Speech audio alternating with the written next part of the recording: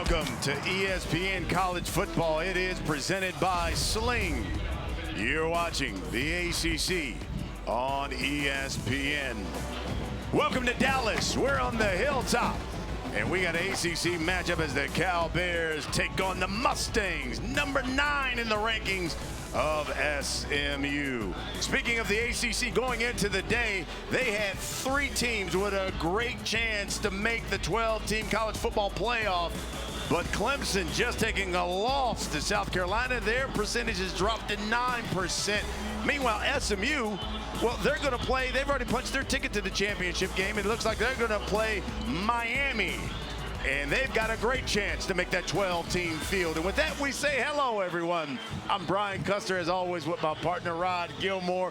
Got Lauren Sisler with us as well. You know, for SMU, they said the importance of this game is threefold. Number one, they got 30 seniors. They want them to go out winners. Yep. They want to go unbeaten in the ACC. But more importantly, they know a win today goes a long way when you talk about the rankings in that 12-team playoff field. How about SMU? 40 years in the wilderness trying to get into a Power 5 conference.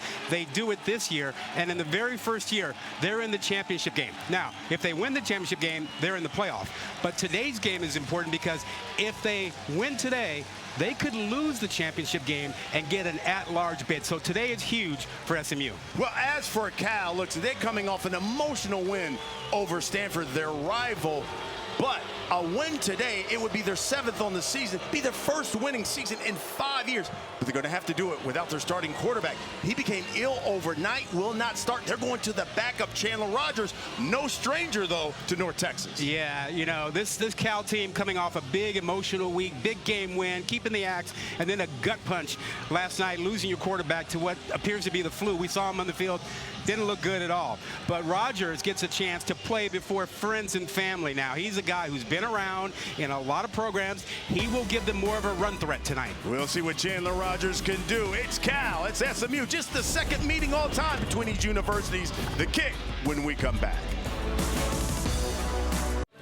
Welcome back to Dallas. SMU taking on Cal. The Mustangs won the toss. They've opted to receive. One of the reasons why they've been so phenomenal offensively, they've got a dynamic quarterback, running back. For more on that, down to the field, here's Lauren Sisler. Yeah, and SMU has 2 great quarterbacks in Preston Stone and Kevin Jennings, both voted team captains and both going into fall camp in a competition. And the coaching staff said, look, let's just see how this thing plays out. So they both got game reps, but Rhett Lashlee said in the end, it was really the confidence that Kevin was exuding. He was able to move the football around a little better, and really they wanted consistency, and that consistency was going to come with naming a starting quarterback, rolling with that. And talking to this team and this coaching staff and the players, they said Kevin really has confidence oozing off of him, but in the most humble of ways.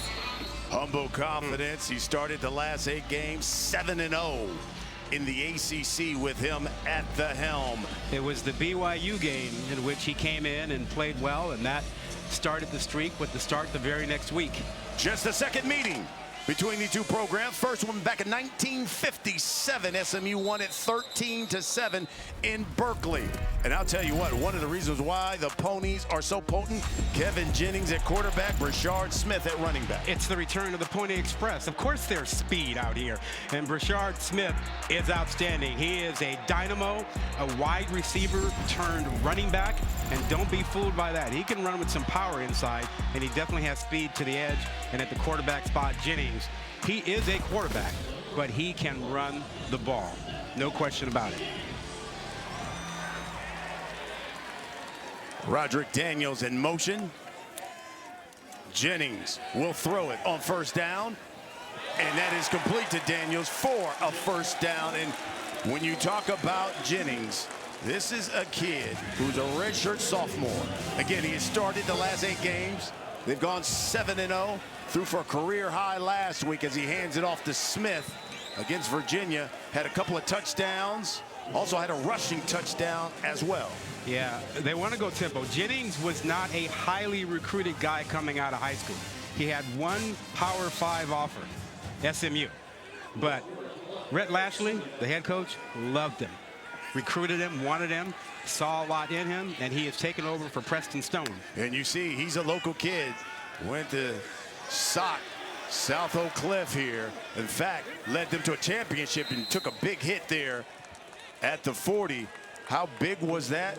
Well, when he led SOC to a high school championship in his senior year, it was the first time a Dallas Independent School District school had won a state championship in over 60 years. So you're saying at the high school reunions, he's the man. He's the man. He is the man. He's looking at 3rd and 6 right now from their own 40.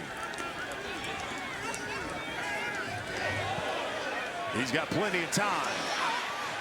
Throws it up and throws it away. And it's Cal.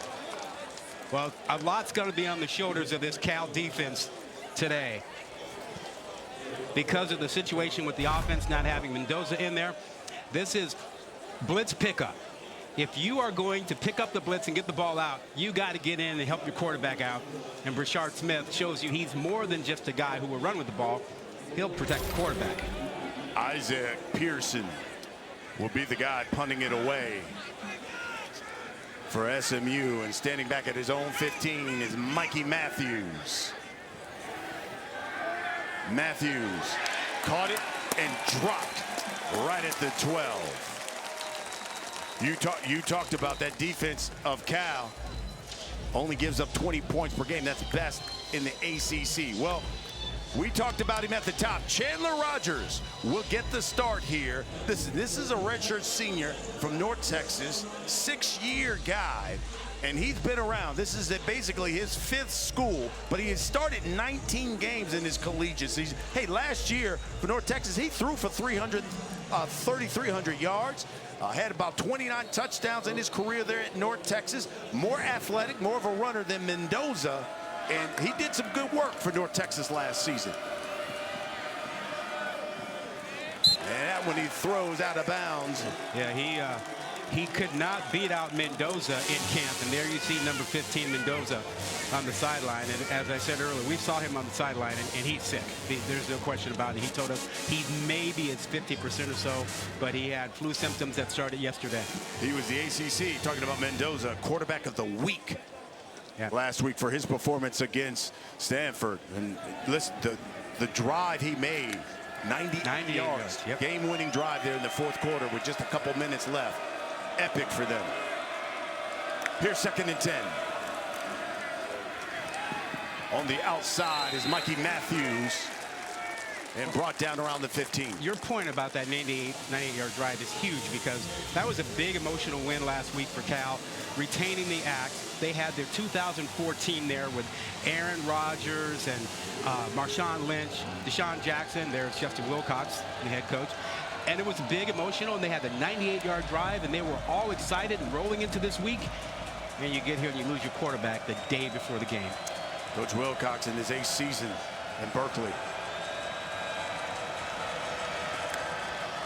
Here's 3rd down. Receiver screen, Isaiah Hunter. And he's dropped for maybe a 3-yard gain. Yeah. And Cal will punt that thing away. Yeah, this is going to be the challenge for Cal offensively all night. They are facing, in my opinion, the best defensive front in the ACC. They have 8, 9 guys that they rotate on that defensive line. They bring pressure from the edge. They got 2 big guys in the middle. You cannot move them. So it's going to be a challenge for Cal to run the ball and to protect the quarterback most of the day. Lachlan Wilson will be the guy punting it away from his own 5. He's out of Australia. And Roderick Daniels, he is a dangerous return man from his own 35. He's a senior as well. Breaks the tackle, and he's close to midfield. Well, both teams have had the football. Both have gone 3 and out. 2nd offensive possession for SMU when we come back.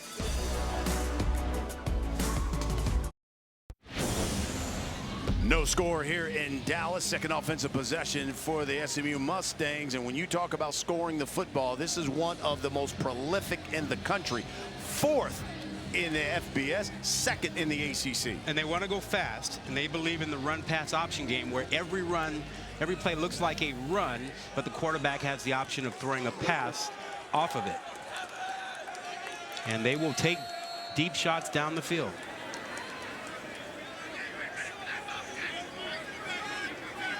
Brashard Smith in the backfield. He gets the call. over that right side, maybe a yard. And Smith is a guy, of course, one of the semifinalists for that Doak Walker Award, which is given out right here in Dallas. Yeah, top running back in the country. There are some worthy candidates. He is certainly one of them. It'll be interesting to see who wins that thing.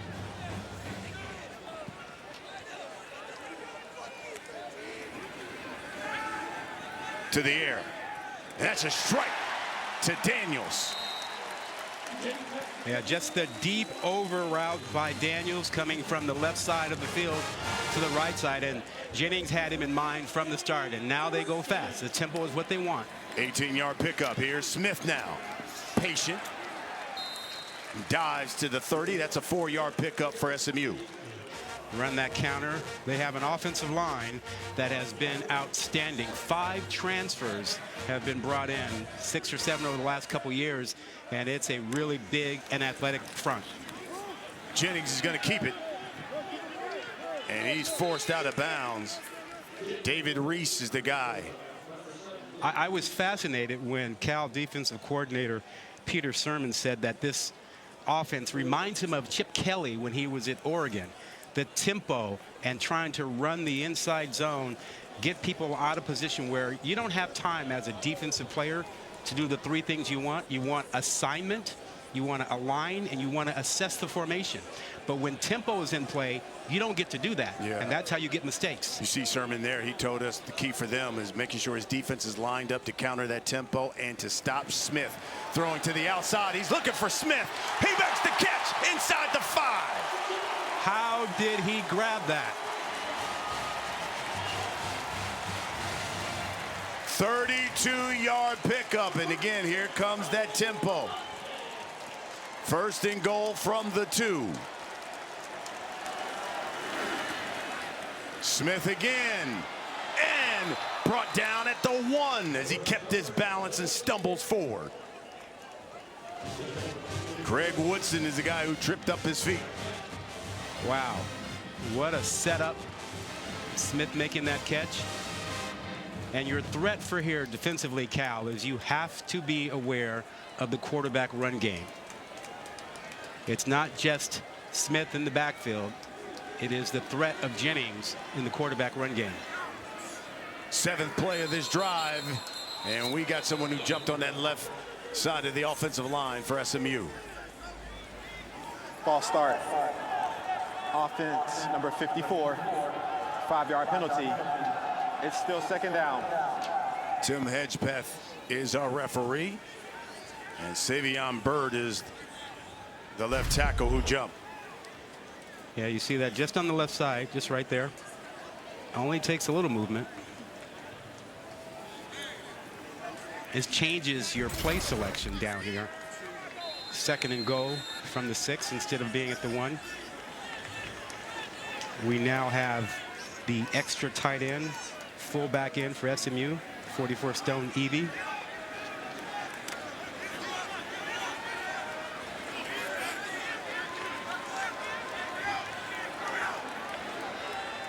Empty set for Jennings. And again, false start. Wow. Prior to the snap, false start. Offense number 75, 5-yard penalty. It's still 2nd down. Talk about self-destructing and making it harder on yourself. And it's a left guard there, Ben Sparks. Sparks is right there, 75. So the left side. Coach Lashley is looking like, what is going on? This is his 3rd season here. Just last week, he agreed to a contract extension. Now keep him here on the hilltop until 2030. Here's Jennings looking, flushed, spins out, throws to the end zone, and caught. Touchdown, Matthew Hibner, the tight end.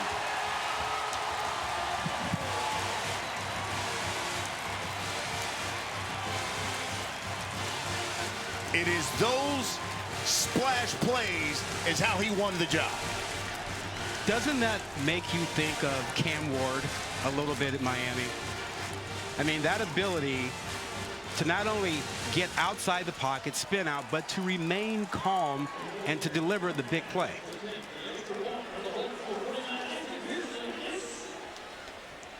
Here's Isaac Pearson with the extra point. It's good, and it's 7-0. SMU, keep in mind, the Ponies 8-0 this season when they score first. Yeah, well, they scored first because of Smith coming up with this big catch, setting them up inside, and 2 false start penalties. Jennings said, I do not care, because you know what? I got a guy who can make a play. ESPN College Football is presented by Sling. Choose and customize your channel lineup. Sling lets you do that. Late 70s, early 80s, the glory days of SMU football and that Pony Express. Eric Dickerson, Craig James. Hey, there he is. Look who is here. There's the Pony. Yeah, all right, James in the house. You know, they were just ahead of their time. What they did back in the 70s and 80s, that wasn't illegal. In fact, you talking about the boosters? The boosters, all the money and paying players. The NCAA was illegal. Yeah. They were violating antitrust laws. Yeah, that's true. SMU just didn't take them to court. They should have. Yeah, well, yeah. Yeah, you got it right. SMU, yeah. They set the tone for what we got going on now. You know, they weren't wrong. Take a look at what SMU has done with this football program. Look at the glory years from those early 80s with SMU, with Craig James and Eric Dickerson, the conference championships they won then. And then, of course, they went on that death penalty. Didn't play any games from a while. Of course, Coach Lashley has come here, and boy, he has certainly resurrected this program, and it is a dominant one, not only when it was in the AAC, now in the ACC. And here's Cal and Rogers. He's going to hand that one off. Jaden Ott getting his first carry, and no gain. Yeah, that defensive line is a problem. You saw Jaden Ott, who was one of the top running backs last season and has struggled this year with an ankle injury, trying to negotiate that front. But if you're going to run on that front, you got to move those big guys inside. Booker, number 10, Jefferson, 94. That's 600+ pounds of men. You got to move out of there if you're running inside. Here's Rogers. He escapes, throws, and that's incomplete. Yeah. Well, back to SMU for a moment.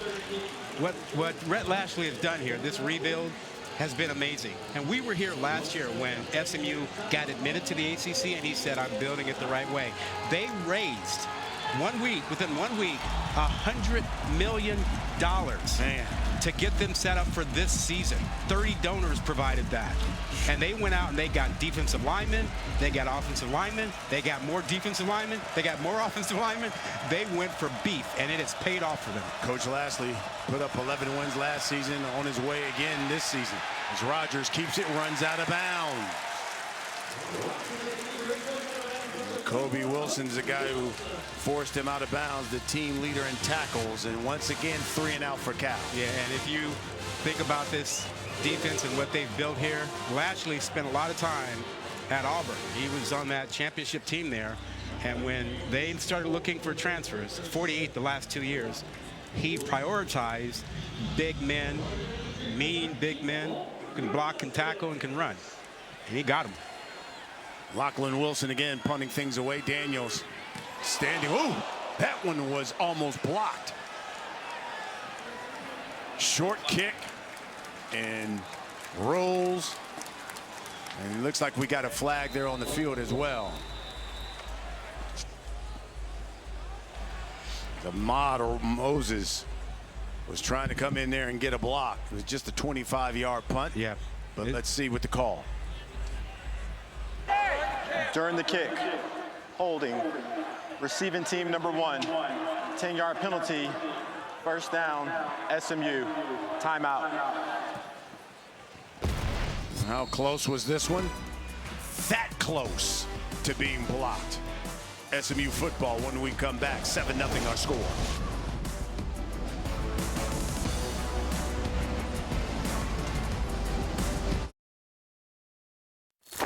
Time for the AT&T countdown to the CFP National Championship. After Nick Singleton fumbled it, MJ Morris to Caden Prather. I don't know, maybe Penn State was watching the score on that Ohio State loss, because now if Penn State wins this, they're in the Big Ten championship game. Ryan 7-0, Terps on top.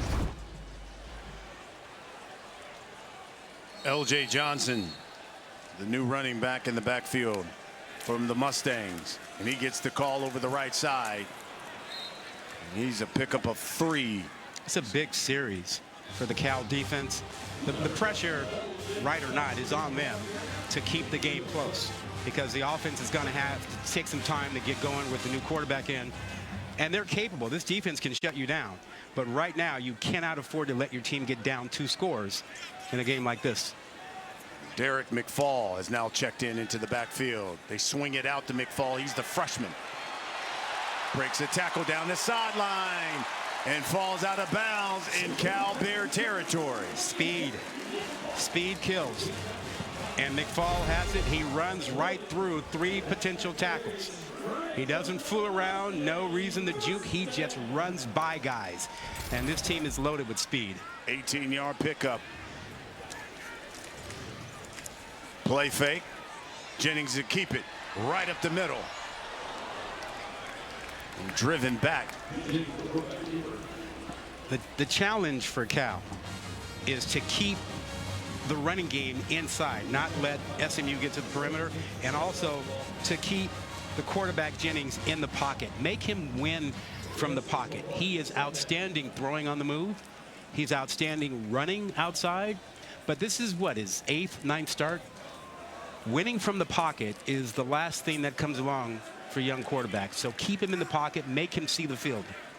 Rashard Smith is back in the backfield. Play fake to him. He'll roll, throw, and that is caught. Roderick Daniels again at the 19. Looks like we got a flag on the field as well. 16-yard pickup for SMU. But I think it's going to come back. Offense, number 51. 5-yard penalty. Repeat, 2nd down. They are spreading it around that offensive line with the penalties. We've gone left tackle, left guard, right guard, all with false start penalties. Already the 4th for SMU. So that's been their biggest opponent right now, beating themselves with the penalties.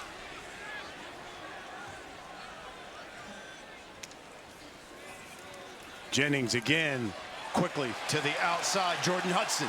Hudson inside the 20 and forced out of bounds at the 16-yard line. Yeah, that's a free access throw. When you lay that far off of a receiver, the quick game, the quarterback takes 1 step and throws it to him because you're so far off. Smart decision by Jennings to see it and take it. 26-yard pickup.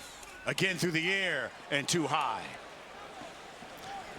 That is that run pass option where the offensive line is blocking a run play. Quarterback decides whether he wants to hand it to the running back. He's reading either the linebacker or the strong safety to that side, and if he comes up, he throws the ball behind him. He threw that one way over everybody's head. Coach Lashley, and he works in combination with Casey Woods, their offensive coordinator. Both of those guys, when it comes to calling plays. Jennings, by the way, 6 of 8 for 116 yards through the air, 1 touchdown. You look left, he's going to keep it. Jennings brought down at the 5. And it is Hunter Barth who makes the stop. Yeah. Who started the last 4 games for Cal there at linebacker. A quarterback you cannot blitz.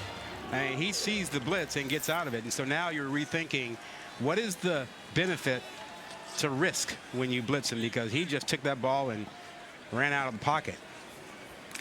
1st and goal for the Ponies.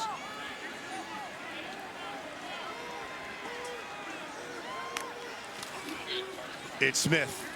Smith powering forward. Smith dives in. Touchdown, SMU.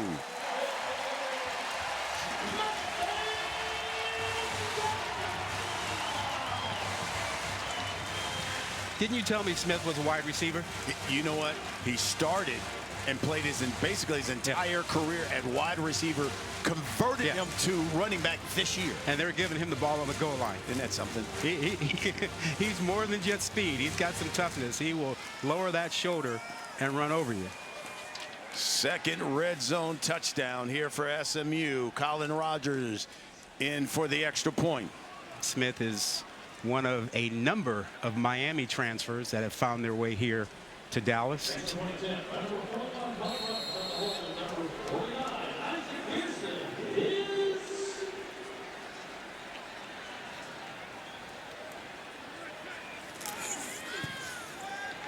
Seven plays, 62 yards. 3 minutes is what SMU did to score that touchdown. No third downs at all in this drive. And look, you get a push by the offensive line, a great double team up front by the right guard Osborne and the center Clark, and then the power of Smith, who's only 195 pounds, but the leg drive, the lowering the shoulder, that is something. Down to the field, here's Lauren Sisler. Hey, Rod, you talk about Brashard Smith being from Miami. Well, the coaching staff says no doubt about it. He's got that South Florida chill about him. Lashley said he wanted Brashard here, but there wasn't a receiver spot for him. He played receiver since Pee Wee football after watching Chiefs running back Isaiah Pacheco, though. The coaching staff recognized a similar running style from him, so let's bring him in as a running back, see how it goes, a slasher, see if he can do it all. And he's really been a nightmare for the defenses. After spring practice, the defense affirmed that going up against him, saying, this guy is different. Touchback.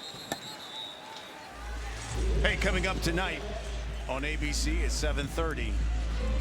Boy, we are going to cap the night. All you got to do is go about 2 hours and 40 minutes south here of Dallas. You hit College Station, and you got Texas and A&M going at it tonight. One heck of a game. That winner will head to the SEC championship game against Georgia. Texas is having a big year in college football. You think about A&M, the Longhorns, SMU. Rodgers is going to keep it. Rodgers has got a big gain. Rodgers across midfield for the Bears. As we take a look at this week's college football playoff rankings, brought to you by Capital One. Yeah, you think about the big picture and what looks here, Ohio State with the loss today. What I'm worried about my Buckeye fans and the Buckeye fans standing next to me. You gonna be all right? Man, that one hurt. Oh, my goodness. That one hurt. That Tennessee Vandy game is gonna have an impact. I think we're looking at 4 Big Ten teams, 3 SEC teams, probably 2 ACC teams, Boise State, Notre Dame, and 1 Big 12 team. Rodgers drilled in the backfield. And Amon Moses, the first guy to hit him.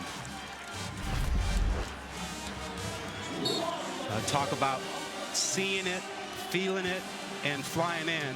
Moses, 5'10", 200 pounds with a great form tackle. Coming off the edge there. And Cal trying to find something offensively. And you know that the SMU approach is, we want to see if your quarterback can beat us himself with his arm. Loss of 4. They'll go to jet sweep as Jonathan Brady. Brady a pick up about 6. They'll be looking at 3rd and long. And this is where SMU gets you. This is when they bring in their best pass rushers. Cam Robinson, number 15, just came on the field. Now they have their 4 racehorses in as pass rushers. And they want to create a one-on-one blocking situation because they know you can't beat them all. You can't block them all if you get that. Cal is 0 for 2 on 3rd down thus far.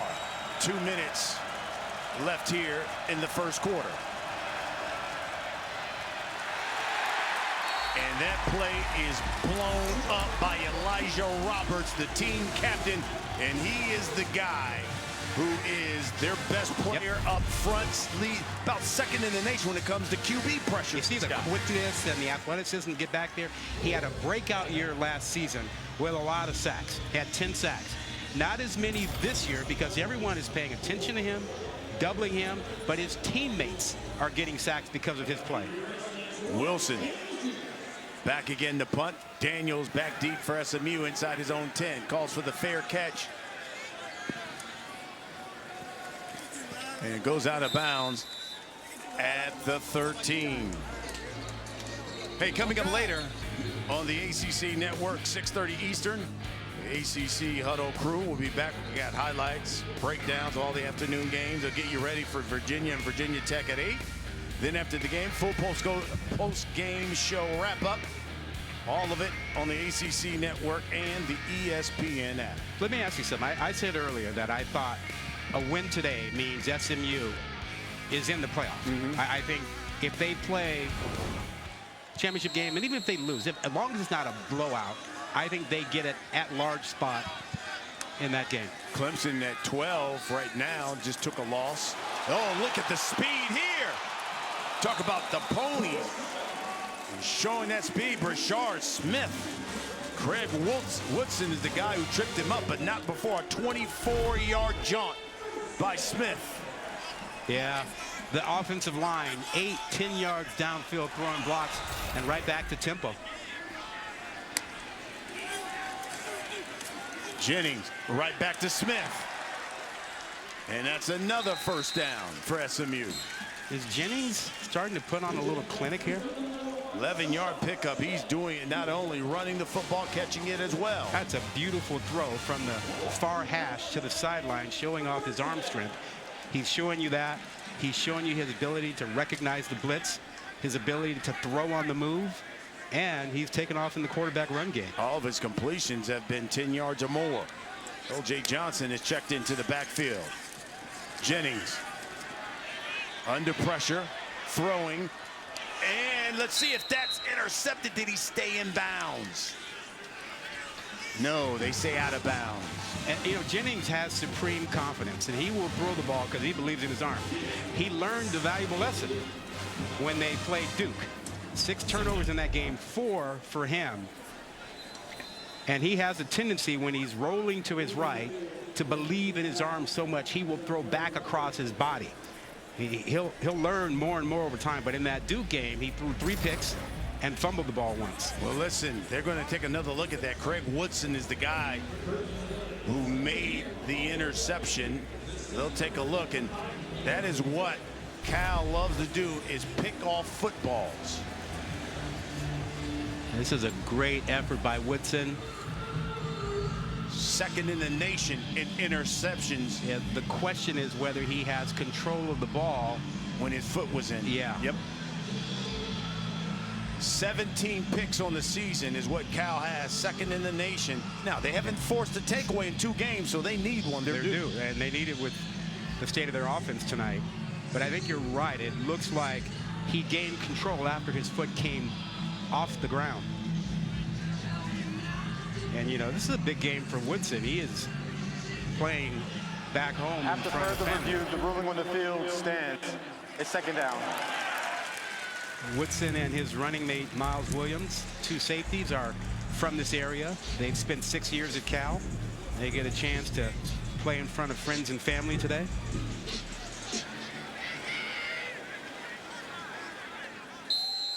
So call it second and 10. You don't see 6 years at the same school very often anymore. From their own 47. Over the middle. Hibner again. Upended. Oh, what a great read. That's the run pass option. Jennings looking right over the middle. Fake that run. Where's my tight end? Right behind the linebackers. You saw number 10, Teddy Buchanan, come up for the run. Huge hole right behind him.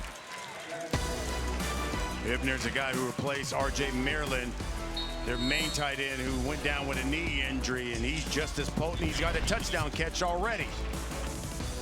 It's Mustangs on top of Cal here in the first quarter. For Mendoza, what can he do more of to help your offense get on the board here? Well, everybody's got to have a part of it. I mean, we got to move the ball offensively, get more first downs. That's obvious, but that's everybody. It's the run game, it's the pass game. Everybody's included in that. What do you want to see more of from your defense? Well, we are having a real hard time now with their speed. I mean, they're outrunning us. We've got guys in position, and we're not making the plays. So we've got to do a great job of tackling. We got to break on the ball, but we got to get them down at first contact. There's way too many guys chasing right now. Thanks, Coach. Thanks.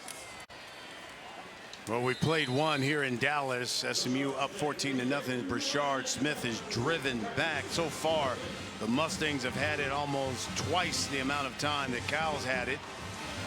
Total yards, 202 for SMU, just 35 for Cal. And really the average play there, Mustangs averaging about 9 yards every play.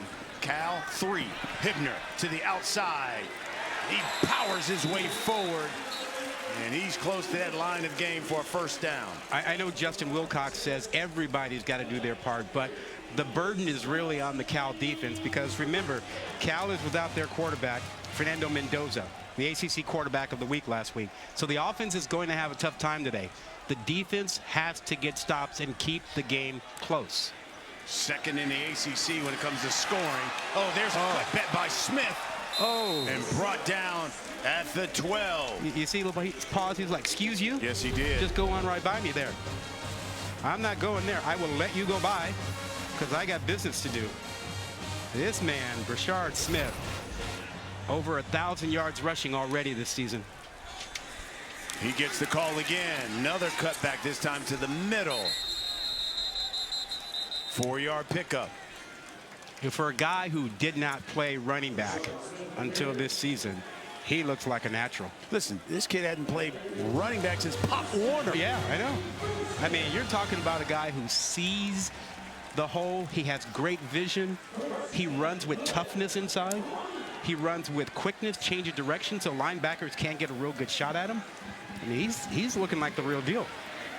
Derek McFall is checked into the backfield again, the freshman. And he gets it. McFall got 1 man to beat. Touchdown, SMU.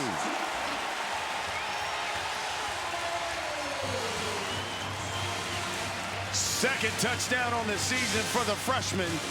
And he takes that one in from 9 yards out, making the people from Tyler, Texas proud. What did we say about speed?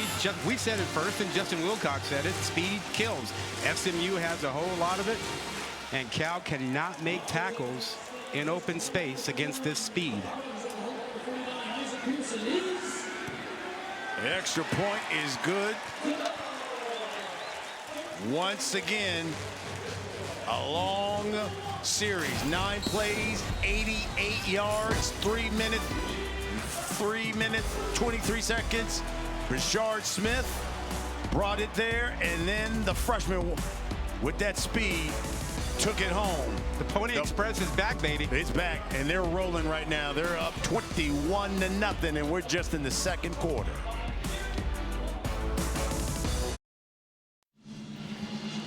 Welcome back to ESPN College Football presented by Sling. 21-0 our scores. You take a look at the Taco Bell student section all season long. Student sections across the country competing to be the Taco Bell Live Más student section of the year. You can download the app to learn more. Did you see that Michigan jersey? I don't know what that person is doing here for besides trolling me. Listen, that Michigan-Ohio State game, yeah, I think that's a helmet game for the Buckeyes. I think they see that maize and blue helmet because you cannot tell me that Michigan has more talent than Ohio State. Ryan Day, now is that 4 in a row? Yeah. He's turning into the modern-day John Cooper. Well, and this is a Michigan team that was 6-5, 6-6 going into this. Hadn't been since the 50s. I think the Buckeyes had lost at home to an unranked. The Buckeye Nation is not happy. No, not at all. Neither is the folks in Berkeley. And what has happened here thus far. Rogers throwing on the run, and that one almost intercepted by Jonathan McGill. Jonathan McGill broke on that one quickly. Yeah. He is a guy who graduated from Stanford a couple years ago, was a captain on the Stanford team, played against Cal in the big game 4 years, and came home to SMU to play in front of friends and family, and he is their leader in the backfield. So far, Rogers 1 for 4 for just 3 yards passing. And, you know, listen, certainly not making excuses, but this is a guy who has got no reps at all, and all of a sudden just finds out, you know, at night, you're playing. That's a great point. And he'll throw this one a little high and incomplete. Look in the direction of Isaiah Hunter. To your point, he did not get to take first-team reps during the week. They went to walkthrough yesterday, and that was the first opportunity when it became clear that Mendoza might not go. So he is really knocking off the rust. And remember, you think about his season, he had thrown, what, 10 passes coming into this game. So tough situation to ask Rogers to step up and carry the load as you see Mendoza on the sideline, but That's the charge. 3rd and 10 here for Cal. Second on the play clock, and there's the penalty. Didn't notice it. Did not notice it at all. Charge timeout. Oh, they'll get the timeout before. They're first at the half. And they'll pick up the flag. Timeout on the field. And we'll take a timeout right with them. We're in the second quarter. It's 21-0 SMU. You know, last week was a big week for Cal and their equipment manager, Trevor Skogerbo. They got the win over Stanford. Someone tried to steal a helmet, but no, not on Trevor's watch. He ran him down, body slammed him. The team recognized him at their team meeting this week. And they even have T-shirts for this guy. And the Senior Bowl has reached out to him, asking him to come work that. Trevor Skogerbo has become a cult hero now around Berkeley. I think what he did for the team. I think you suit him up and put him on your 3rd down defense. Let him have his Rudy moment. Down to the field, here's Lauren. Yeah, Rod, and Coach Wilcox said, look, we need more Trevors on this football team. Trevor said, look, it was a big deal to him. It was a reaction that he had because that helmet needed to get on a truck and shipped here to Dallas on Monday. He said, we can't let this helmet go. They can't replace them because they're custom. But he said, look, that was a suplex, old-fashioned suplex that was from his wrestling days. So. Well, guys jumping off sides there, and that's complete to Tobias Merriweather. And look, the way the defense has been playing right now, they could use more Trevors. Defense, number 15. The penalty is declined. The play results in a first down. That's a 37-yard pickup. Let me tell you something. That pickup is more than they've had all afternoon because they only had 35 total yards of offense. Wow, yeah, that play. That was Robertson jumping off sides, and that throw and catch might be the thing to get Chandler Rogers going. It was a well-thrown ball up where his guy could get it. Here comes the blitz. They hand it off to Jaden Ott. Ott breaks tackles. Oh, and takes a licking. Woo-wee! Brandon Crossley coming in and laying the wood. And it's been that kind of season for Jaden Ott. You watch the end of this play when he takes his hit. Not real decisive out of the backfield, and then a shot, a real big shot by the cornerback Crossley.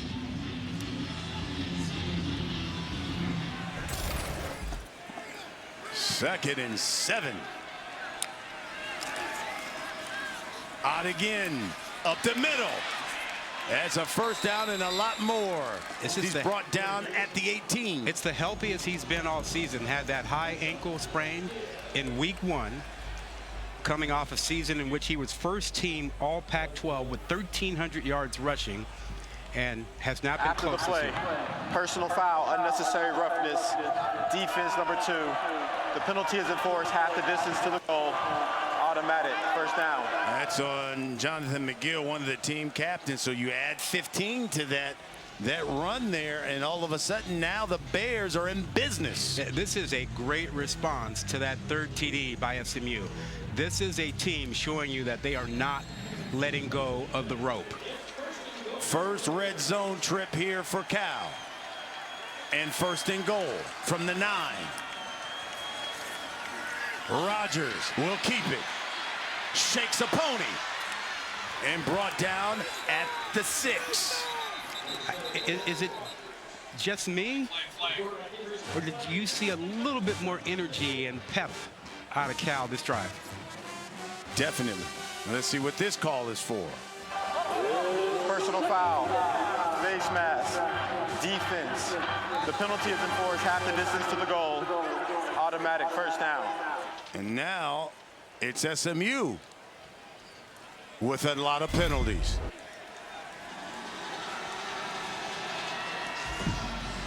Right there, you see the grab of the face mask by Kobe Wilson. Yeah. And SMU has had issues with penalties all day. 6 of them for 37 yards. First and goal. Rogers, design run, and that thing is blown up. Cale Sanders came around and grabbed him. Yeah, it took too long. He didn't make the decision quickly enough. That was sort of a speed option coming into play, or he was going to get the ball out to the right side. But you have to assume you will get pressure down here in this area of the field. And that's just the quarterback who hasn't been on the field a lot. Wasn't expecting it. And I remember when we had our conversation with Cal's offensive coordinator, Mike Blesh, he said, we've got to score touchdowns when we get into the red zone against SMU. You cannot win with field goals. Well, look how they mug up on the line. Which guys are rushing? Hard to tell. Coach Wilcox is upset. He came flying in, running in to call that timeout. Second timeout called by Cal. They've got one more left. We'll take a break. 21-0 our score here in the second quarter. Been a playoff like this. The new 12-team college football playoff begins with the first round December 20th and 21st. Eighth play of this drive coming up for Cal. A couple of tight ends in the game.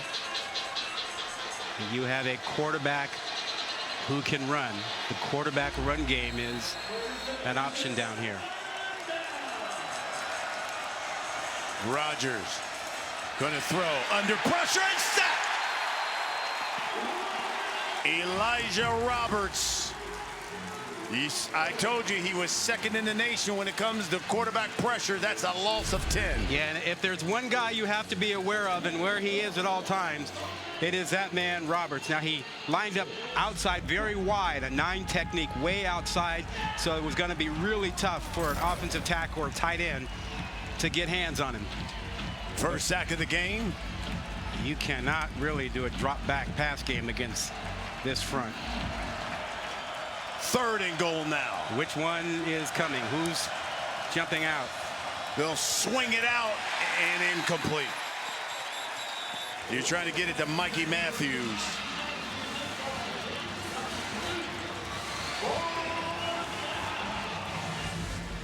And just when you had first and goal inside the 5, just like this. Yeah, and all it takes is one negative play, and it is the sack. And we talked about that matchup with this defensive line. It's big, strong, and fast. They bring guys off the edge, and that really hurt Cal. Derek Morrison for the field goal attempt. This will be from 33 yards out. 10 of 12 on the season. Slap is low, but the kick is no good. Let's see what we got here. Flag.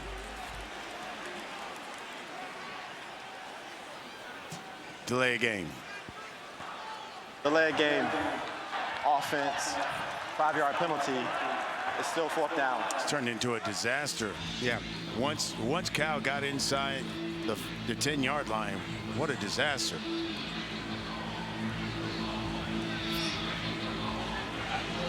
First penalty of the game here for Cal. So now from 38.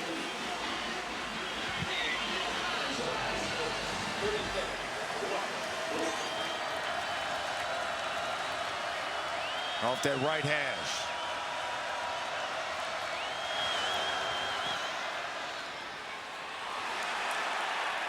And it's no good.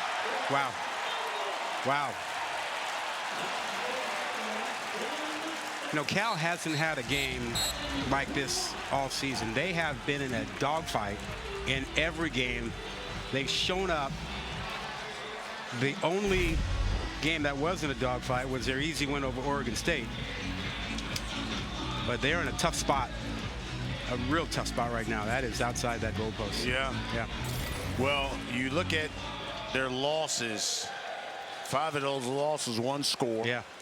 3 of them at one point by a total of 9 points. Crazy. They'll swing this one out. And upended is Roderick Daniels. And there is one of the best corners in America, Noah Williams. He should be first team all ACC, probably all American. He has 7 picks on the season, and he is more than just a guy who steals the ball. He was great last week against Stanford. 8 tackles and a forced fumble. As you pointed out, leads the nation in picks with 7. He can put his numbers up against anybody in the country. 9 minutes until the half.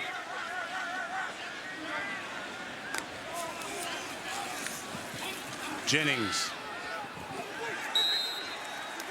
And that's incomplete. Yeah, great coverage. Again, Williams, that's the wrong side to pick on. And he can be locked down over there, whether he's playing zone coverage or man coverage. He's really, really good.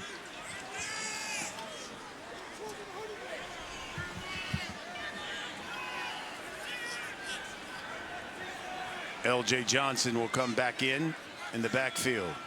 Shard Smith, take a breather. Jennings rolling, throwing, and that's complete. Johnson. It's about a 6-yard pickup. That's a good stop for the Cal defense. Starting to get a little bit more comfortable with the speed of the game, the speed that SMU has. First 3 and out for SMU. Mikey Matthews standing at his own 36. And that's a shank of a punt. But takes an SMU bounce and roll. And they'll down it at the 41, 37-yard punt. Get 50% off your first year of Target Circle 360 membership with unlimited same-day delivery.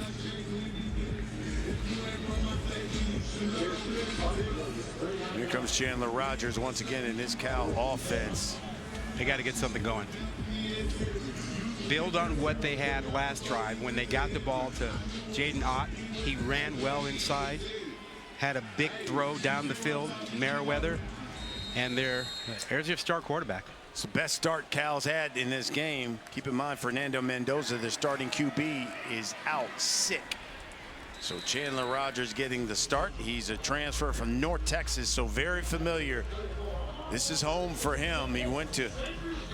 He's from Mansfield, Texas, which is basically north here of Dallas. Started his career at Southern Miss, right? Then went to Blinn College and over to Monroe. Finished up at North Texas State before transferring to Cal. About 20 family members here. On 2nd and 6. Rolling. Rolls out, and he'll keep it. And chased out of bounds at the 45. And a penalty here. Let's find out from Tim Hedgepeth what we got. Holding. Defense number 22. 10-yard penalty. Automatic first down. Down to the field. Here's Lauren. Yeah, guys, you said it earlier. Mendoza certainly does not look good down here. He's been drinking a lot of liquids and still very involved, still very much a part of this football team. He's been on the bench, has a notebook in his hand, breaking down plays. Of course, having the tablets this season, I think, has been helpful as well. He's been inside that tablet and coaching up Rogers throughout this entire football game. You think he should have a mask on? He's got that flu, whatever. Don't want to get your other quarterbacks sick, right?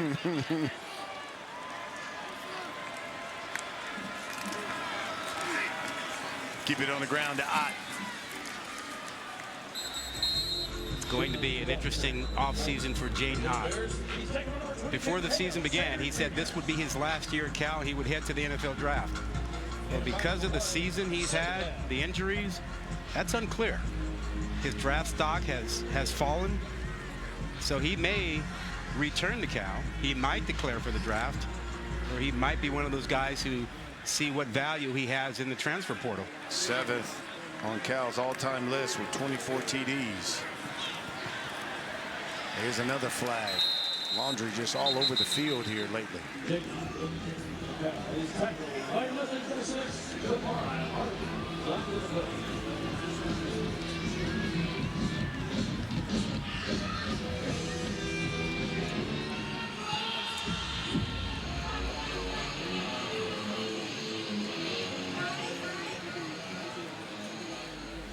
Illegal motion.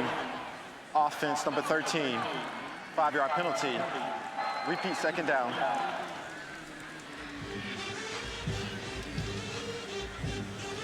It looks like Isaiah Hunter, one of the receivers. So that pushes them back 5. 7 penalties SMU, 2 for Cal.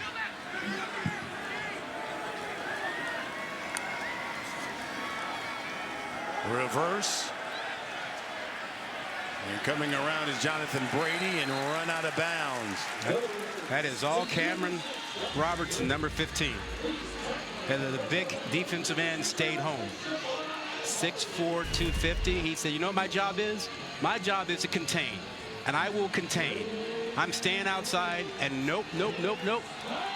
Wait for my buddies to help me. That's a really, really well-played edge there. And the result, 4-yard loss. So now 3rd and 14.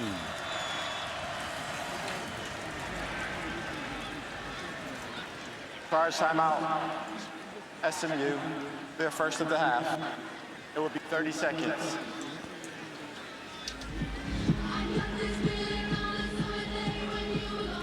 We'll kick off your Week 13 NFL Sunday with the Countdown Crew. Of course, they'll break down the big matchup between Saquon Barkley and the Eagles, Derrick Henry and the Ravens, plus how Matthew McConaughey has helped Falcons running back Bijan Robinson fulfill his acting dream.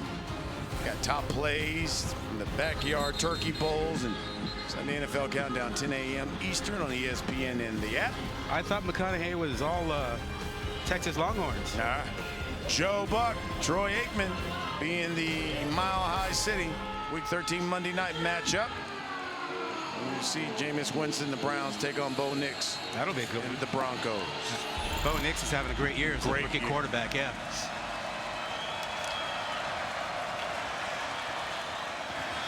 Rodgers to the outside. That's complete. Flag. Someone jumped on that left side of the SMU line. I think you're right.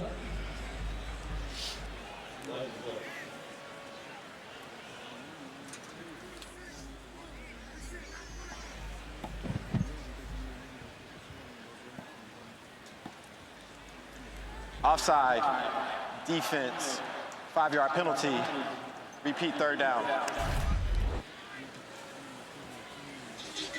Right smack dab in the middle, Ahmad Walker, the linebacker. You know, 21-0 lead for SMU, but on the sloppy side. Yeah. Especially with 8 penalties.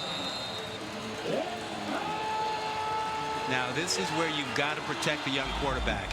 You're going to get pressure. 3rd and 9. They'll swing it out. The incomplete. I understand the call. Now, you're going to get heat, and you don't want to have your quarterback get strip sacked or something like that and really get the game way out of control. And so you go with the screen ball, but the speed disrupted everything for that play.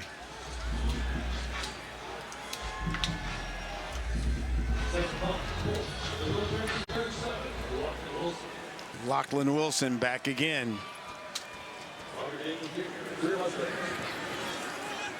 Daniels calls for the fair catch and makes it at the 15.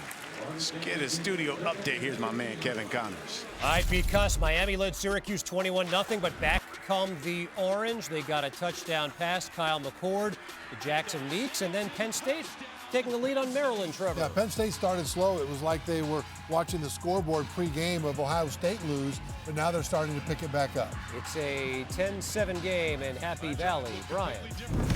Okay, KC, thank you, man. Derek McFall, the freshman, will come back in at running back for SMU. 5 minutes left here until the half. Keep in mind, SMU got the football first, so Cal will start the second half with the ball. And here's McFall. Spins and brought down close to the 20-yard line. Cal needs its defense to do something to help the offense. You need a takeaway. You need something to create a really short field to change momentum and make it easy for the offense to score. And this defense is capable of taking the ball away, as you mentioned earlier. Rashard Smith has come in. You talk about the Cal defense. Second in the nation with 17 interceptions.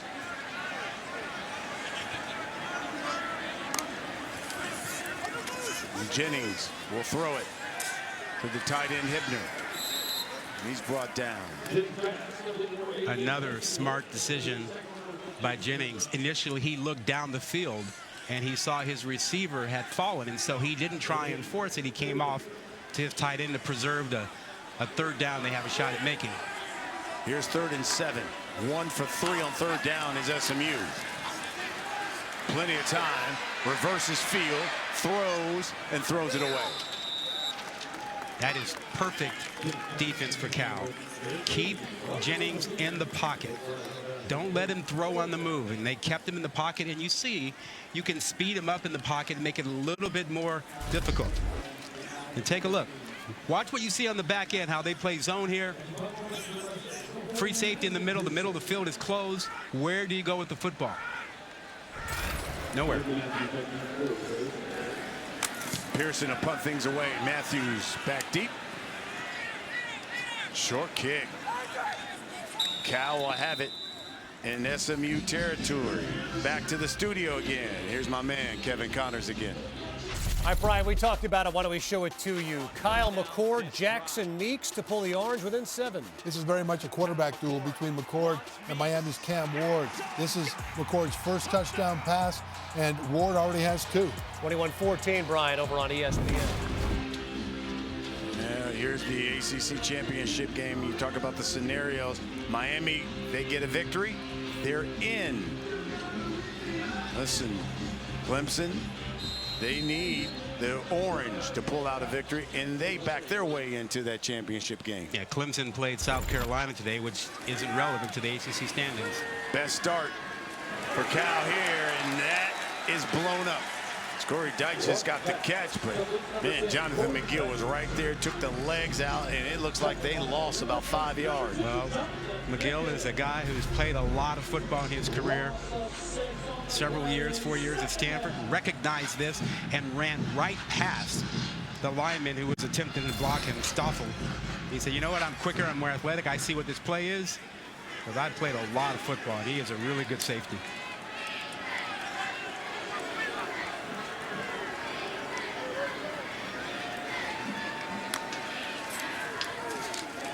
This is odd.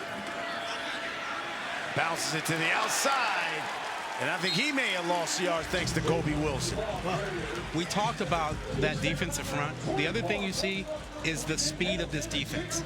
Running wide on them is very difficult. You lose another 2 yards on that play. They are built the right way. They are built with speed. They're built with a lot of defensive linemen who can rush the passer. Assuming they win today, and assuming Miami wins, that's going to be a heck of a matchup in the ACC championship game. 3rd and 18. 1 for 6 on 3rd down is Cal. Rogers throwing, and that's complete over the middle. And I think that's right, maybe a yard shy of the line to gain to Tron Grizel. And the flag comes out. And I hope with the holiday weekend, Tim Hedgepeth's family is watching because he's getting a lot of television time. He probably felt like he could use the work after Thanksgiving and everything. We all were trying to get a little exercise in. He's getting his tonight. There are fouls by each team after the play. Unsportsmanlike conduct, 61 offense. Unsportsmanlike conduct, 81 defense. The penalties cancel. The down counts. 3rd down. Wouldn't it be 4th down? If you count the down, shouldn't it be? Okay.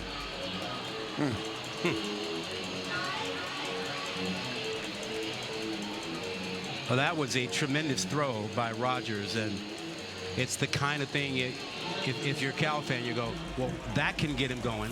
Yeah, did you hear Tim just correct himself? Yep. He just said, yeah, that down counts. Yep. It was 4th down. Yep. So it's 4th and 1. You got to go for it.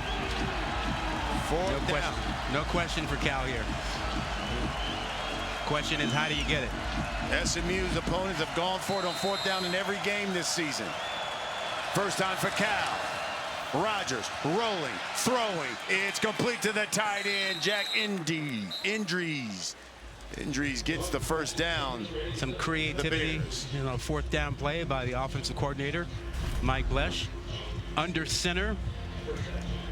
And the tight ends are always the hardest guys for the defense to track in those situations. Tell me why. Because they are inside, and you are trying to read run, pass, and who has a responsibility. First down for Cal. They're driving 2 minutes until the half.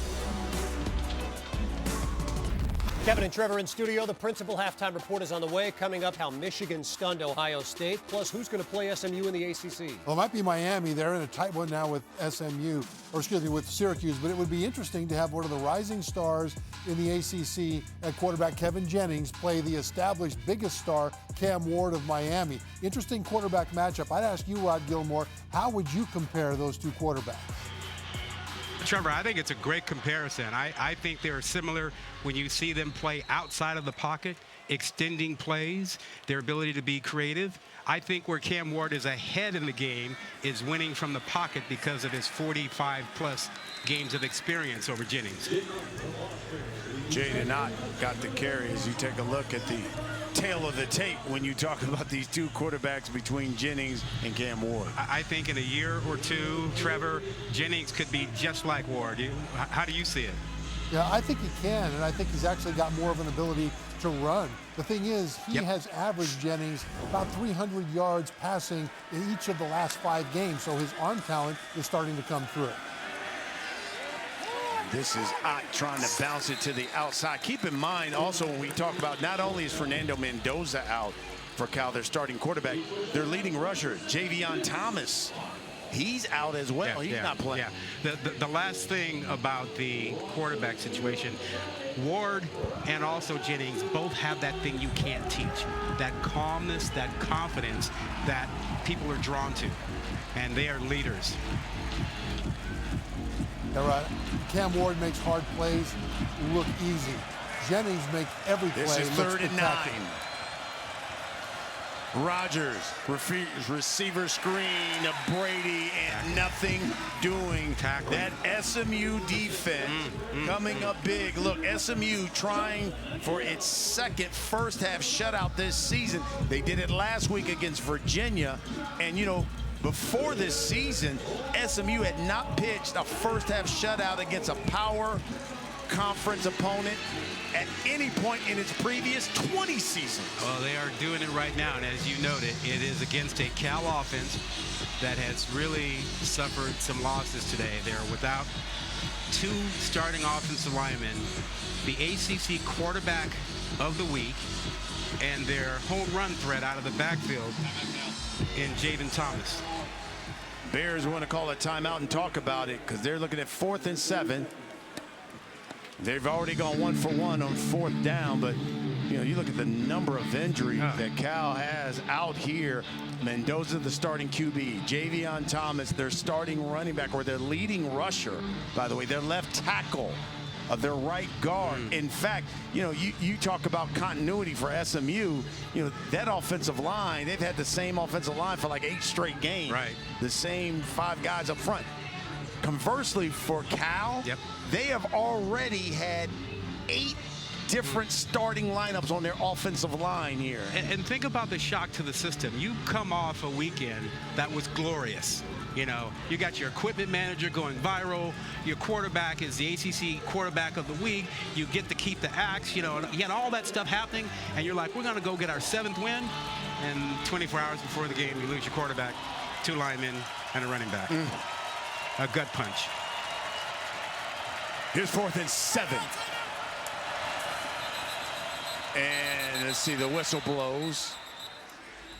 And I think SMU might have called a timeout. They wanted to see what they got. Charge timeout. Yep. SMU. Their second of the half. It will be 30 seconds. We wanted to take a look at that lineup to see what Cal was going to do. Well, so far, Richard Smith has delivered the goods. 9 yards receiving, or 47 yards receiving. He's also done it on the ground as well. Well, and don't underestimate, you know, his impact. I mean, you see the speed he has.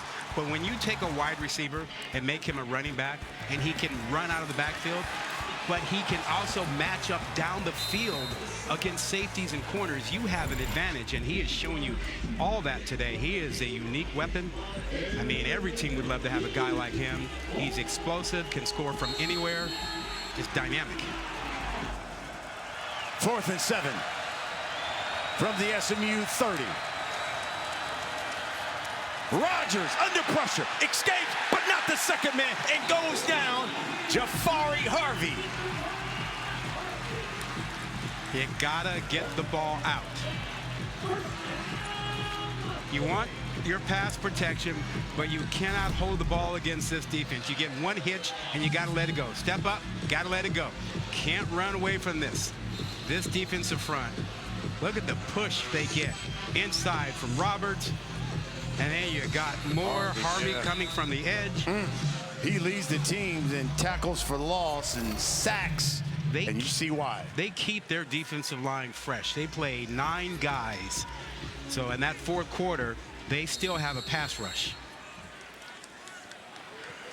Such a gut punch for Cal, considering you want to put up points, especially when you know you're going to get the football to begin the second half. Hey, 40 years. 40 years they waited for the Pony Express to come back. It is back, and the way they have built this thing, I don't think they're going anywhere. This is not a one-hit wonder kind of team. Won 11 games last season and on their way again to another 11 win or more. Here's Smith.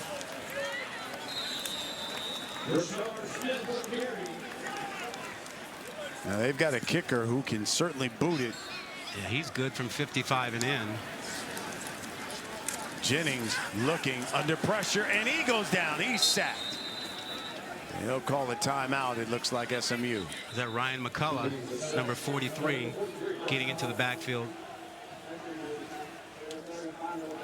And if there's one weakness to Jennings' game, it is ball security. And Cal is aware of that. You see that one hand on the ball. You'd like your quarterback to protect that ball when he's in traffic. And that is the one hope for Cal, is to force Jennings to put the ball on the ground. I mean, that's got to be a discussion at halftime. How do you create the short field to help this offense? Because asking this offense to have multiple drives of 10+ plays, that's a tall order with a lot of backups in tonight.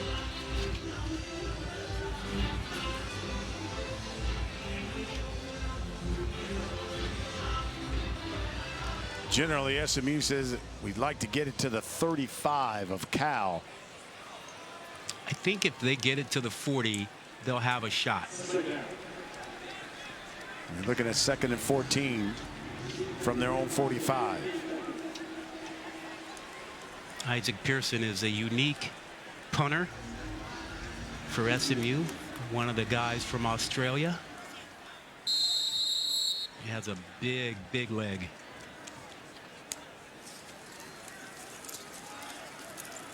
Jennings throwing high and incomplete.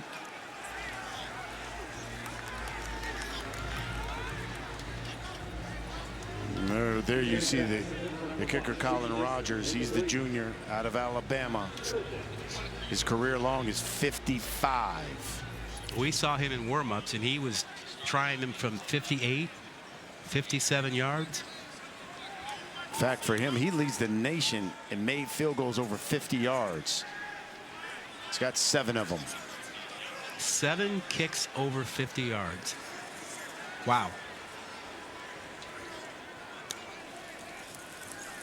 Jennings again throwing to the sideline, and that's Moochie Dixon, and they say it's a catch. A back shoulder throw. Dixon was caught up in man coverage. He looked back. His quarterback saw him and gave him the back shoulder throw, and Dixon comes back to pick it up. Here comes Rogers onto the field. First down is under further review. They'll take another look at it.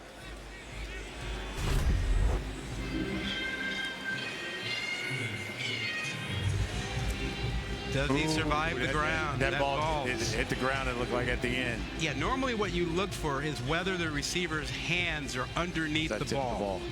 Yeah, and his hands are not underneath the ball. That is a sign that the ground gave him a lot of help. If your hands are underneath the ball, you're going to get the benefit of the doubt.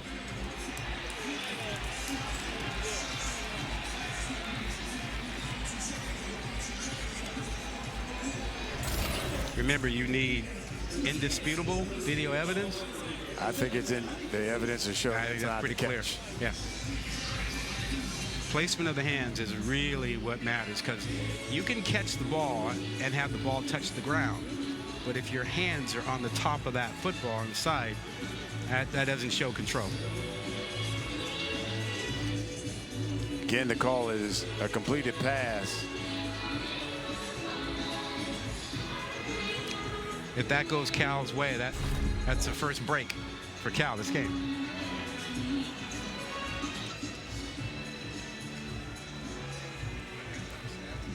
See the guys moving back, so.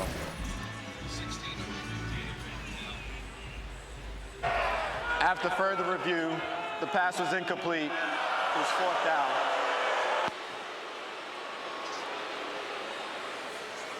It's the right call. So 4th and 14 now for SMU.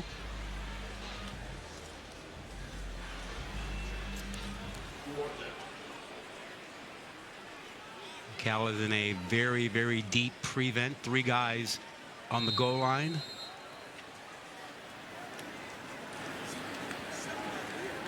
Jennings rolls, throws it downfield and short and out of bounds, and that's the first half. Dominated by the Mustangs. 21-0 is our score. Now let's send it to the studio. Kevin Connors, Trevor Maddich, and the halftime report. Welcome back. ESPN College Football. It is presented by Sling. You're watching the ACC here on ESPN. Beginning of the second half. And it's SMU on top of Cal, 21-0. Brian Custer alongside Rod Gilmore. We got Lauren Sisler with us as well. SMU has just dominated that first half, not only time of possession, total yards. You know, this is the 5th time this season that SMU has led at the half by 20 or more points, tied with Texas, but most in the nation. Yeah, they've been what we expected, which was dynamic on offense and really dominant on defense. And, you know, the dynamic duo we talked about started the show, Kevin Jennings and the running back, Brashard Smith. Man, they've showed you their speed and everything that they can do. Well, Cal will begin here the second half with the football, and let's see if they can do something with the football. Noel Williams back deep. Colin Rogers will kick it off. We begin the second half. And Cal will begin from their own 25. You talked about Jennings and Smith. Yeah, and Jennings put on a show. You want to see him make plays outside the pocket? Yep. Showed you some magic that way. He can make plays inside the pocket, finding his tight end Hibner. You know, and how about his guy Smith, the running back out of the backfield, catching the ball down the field, and then just outrunning the Cal defense, showing you his speed. A dynamic duo, and when they weren't on the field, that defensive line was bringing the heat, led by Elijah Roberts, number 5. Chandler Rogers, the quarterback for Cal, went 6 of 12 for 60 yards in that first half, completed to 6 different receivers. There's a flag here, something we saw a very lot in that first half. Trouble running the ball for Cal. The only issue for SMU has been penalties, but you see that they've gotten it all, really. 251 yards total on offense, and Cal is struggling to throw the ball. They have some good receivers, but Cal has not been able to have enough time to get their receivers involved in the game. You got to have a priority if you're Cal to get Mikey Matthews and Jonathan Brady involved. They need targets. They need to touch the football.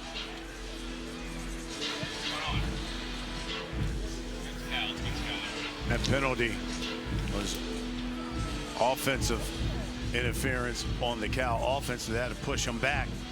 10 yards. Third penalty on the day for the Bears.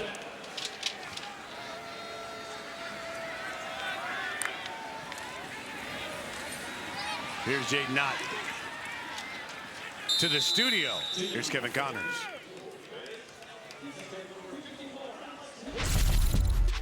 Ryan, 21 unanswered for Syracuse. This is Kyle McCord to Trevor Pena. That was after falling behind 21-0. 2 touchdown passes for Syracuse. This is one of them. The other touchdown was set up by big passes by McCord. Miami, though, inside the 10. Brian?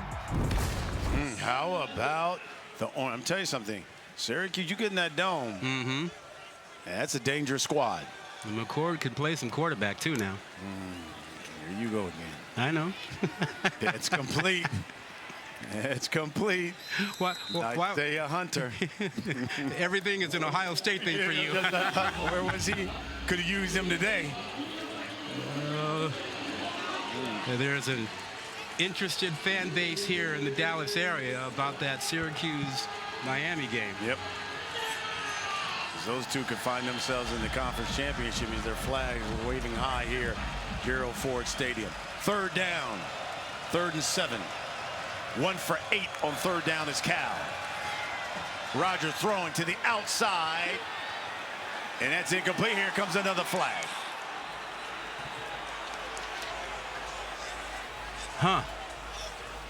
He was looking at Mikey Matthews.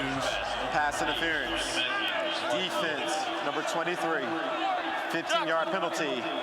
Automatic first down. That's Isaiah Wokobia.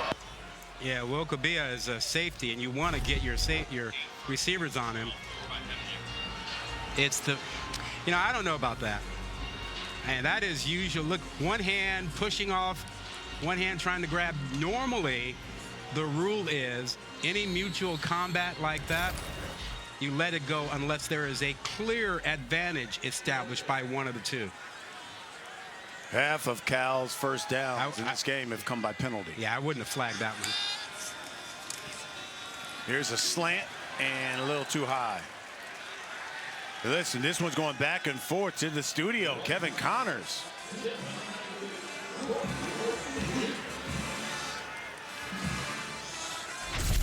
Brian, we told you Miami was knocking on the door, and they have just taken it in behind Mark Fletcher Jr. Yeah, this drive was a bunch of big passes by Cam Ward, a 17-yard run by Cam Ward. He was like, I'm not going to be out-dueled by the opposing quarterback. Ryan, the dramatic pause to tell you Miami's up 28-21. I love how you set that up then. Here's Rogers. Fighting forward for something. Cameron Robertson is the guy who stopped it. And listen, you got to keep your eye on that because SMU will be playing in the conference championship game next week. And it's who are they going to play? Miami wins that game, that's who they're going to be playing. Yep. If Miami loses that game, all of a sudden Clemson slides in there. And if SMU plays Miami, there are 9 Miami transfers on the SMU team who will face their old teammates in the championship game. And false start here, Jaden Knott. False start. Offense number 1. 5-yard penalty. It's still third down. We were talking earlier today about that Miami team and the 9 transfers here. What if those 9 transfers had stayed in Miami? That's a one-loss team. Wow. And if they had these 9 guys, they'd have depth and they'd be unbeatable. That's funny because one of those guys, how about Brashard Smith?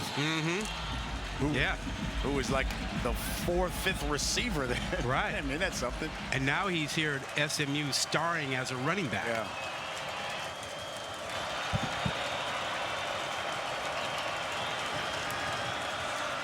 Third and 17. Got to get it out. It is complete at midfield to Isaiah Hunter. That is a good job by Chandler Rogers hanging in there and then getting that ball out. And if you're Justin Wilcox, I don't think this is much of a decision on 4th down here. Yeah. You have to go. Because you're looking at 4th and about, what, 1.5? They're in Mustang territory. Last time they did this, they went under center, play action, tight end in the flat. 1 for 2 on 4th down here today. No tight end in the game this time. Rodgers steps up in the pocket and brought down, sacked. Was that a face mask? Jared Harrison Hunt.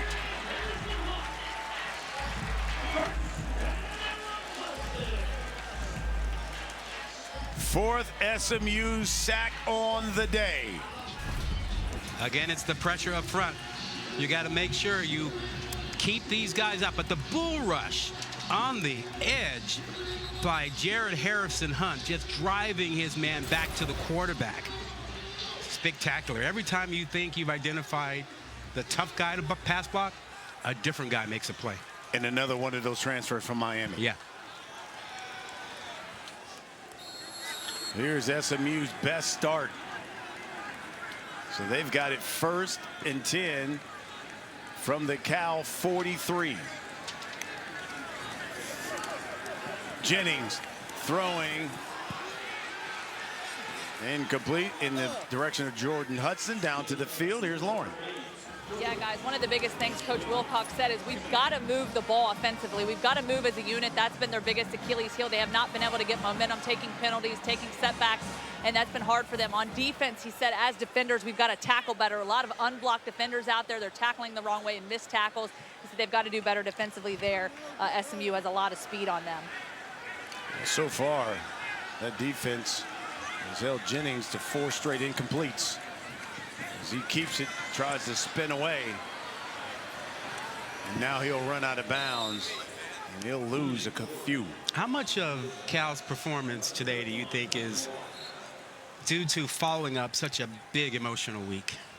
I think that had something to do with it, and I think a lot of it, though, is just when you don't have your starting QB, leading rusher, guys on that offensive line. Yeah, it really becomes a gut punch when, you know, you have that emotional week and you want to get into this game and you're missing so many key players. Absolutely.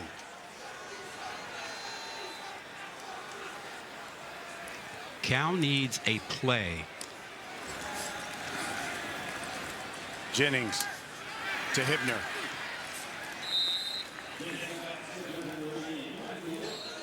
And a late flag here.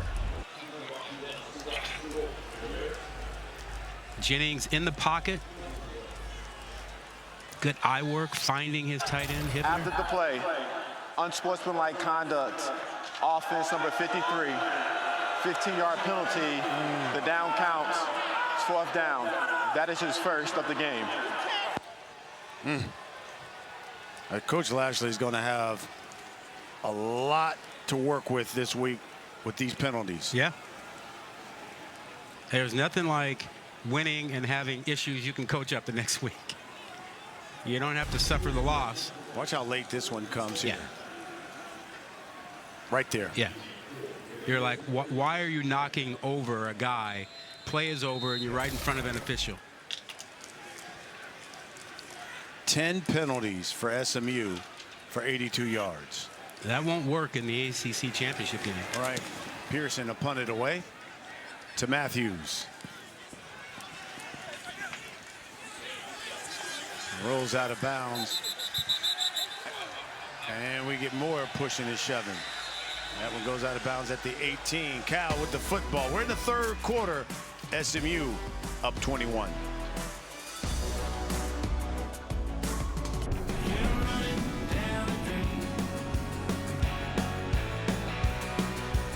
SMU will be playing in that weekend in the ACC championship game coming your way at 8 p.m. And this was really the turning point of their season. Came late October against Duke. Look, they had like 6 turnovers in this game. Yeah, 6. Didn't get one, but that block of what would have been a game-winning field goal was huge. And then the 2-point play that they stopped. Yep, and that sealed the win for them over Duke. And they've been rolling ever since. Now, Jordan Hudson just got an unsportsmanlike penalty here. SMU with 11 penalties, 97 yards. 3 of them have been unsportsmanlike. Yeah. You're not going to win a conference championship being undisciplined. Nope. Although SMU would say they won a game with 6 turnovers. That's true. As we just saw there, that highlight. This was the penalty right before we went to break. Look at that. You know, and that's almost back-to-back. I mean, that was an after-the-play shot by Hudson. He got flagged.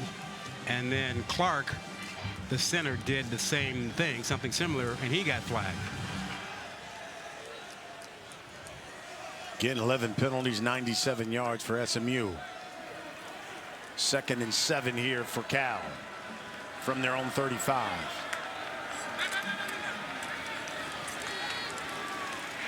Hot up the middle for a couple. You can't move those big guys in the middle for SMU. You try running straight at them. Watch how they just build a wall inside. You can't run there.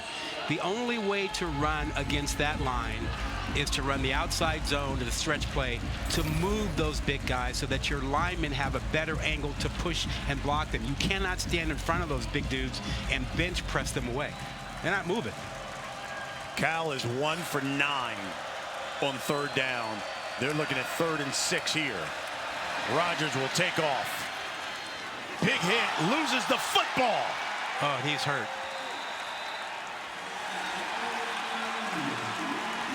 And they say SMU football. Jared Harrison Hunt recovered.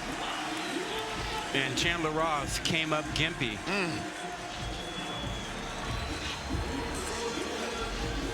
Now, was he down when that ball came out?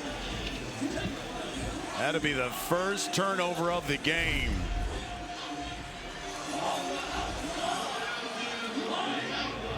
I think he's down. Yeah, he's down. Yeah, he's down. He's all the way down. You know, they review every play, and then if they want further time to review, they buzz down. Mod Moses is the one who made the hit. The ruling on the field of a fumble recovered by the defense is under further review.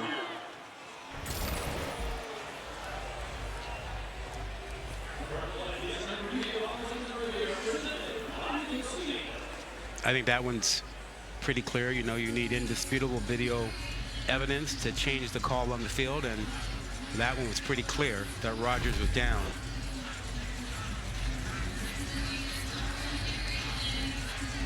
He's back in there down, and then as soon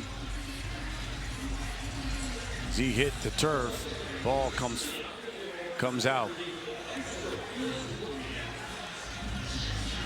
But notice how Rogers grabbed that left hamstring. Yeah. Immediately.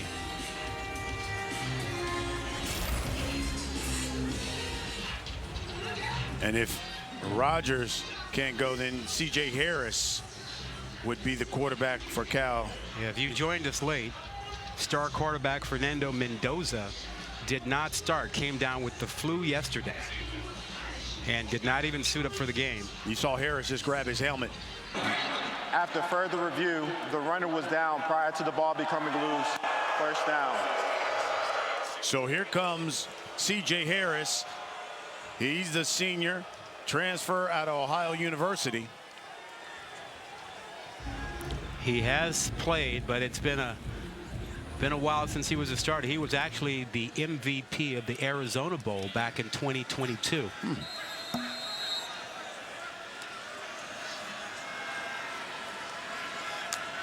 First down for him. And they'll keep it on the ground with Ott. And he ran into a brick wall right at the line of scrimmage. Harris is 6'4", 220. Has the ability to run a bit, but much more of a pocket guy. Chandler Rogers has gone into like the tent. He's grabbing his hamstring after taking that hit.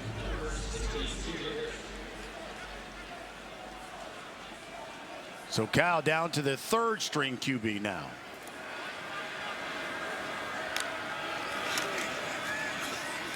And Harris will keep it. About a yard shy of the lane that line to game. Yeah, great blocking on the right side to allow the quarterback run game to go, because you're missing your starting quarterback. So less throwing for Cal today and more quarterback run game. Here's Fernando Mendoza. Came up with flu-like symptoms.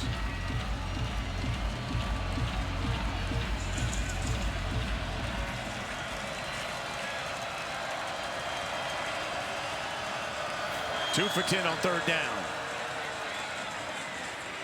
That should be enough. Yeah, great double team inside by the center, Will McDonald and the guard, getting just enough push to pick up that first down.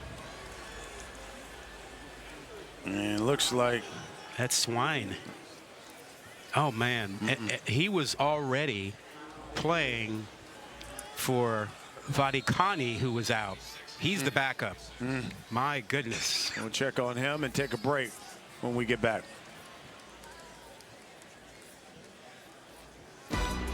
Hey, take a look at that. That's what they're playing for.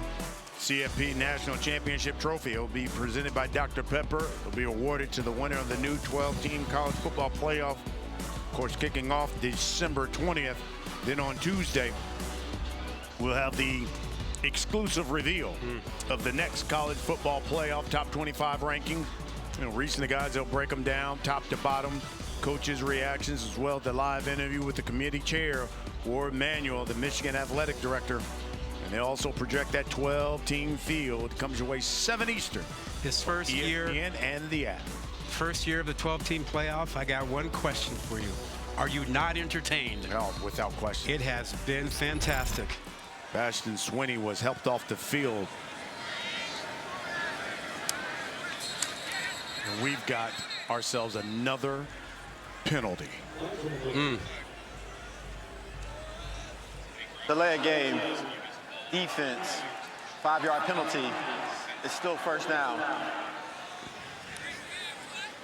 Let's find out some of these injuries. Let's go down the field. Lauren? Yeah, guys, of course, we saw that, sorry about that. We saw that C.J. Harris obviously out on the field right now. Rogers coming out of the tent, dealing with the hamstring injury. He was kind of limping on that. He's been grabbing that left hamstring, walked out. He does not have his helmet. It looks like he'll be out of the game, at least for the foreseeable future. Of course, C.J. Harris in there, and a number 76 Sweeney currently in the tent right now getting his right leg worked on. Harris is enough for a first down. That's a 7-yard pickup. So Cal is using its third right guard for this ball game. Third quarterback. Third running back, because Javian Thomas has not played tonight. Harris's throw to the outside is caught. That's Mikey Matthews with the catch. Well, we've been waiting for Matthews to get a target and be involved in this ball game. That is his first target, second target of the night, first catch.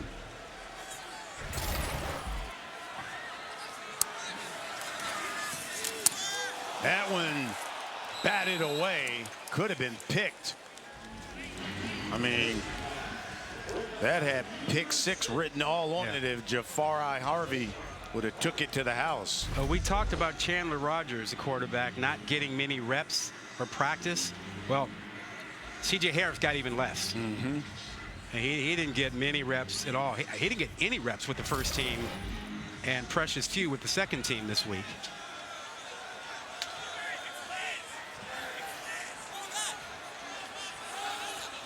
Tenth play of this drive coming.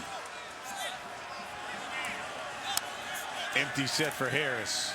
He'll throw, and his receiver hadn't even turned yet. Oh, you can see the lack of timing. I mean, when you aren't working with these units in practice and that play is called, just the rhythm and timing is going to be a little bit off.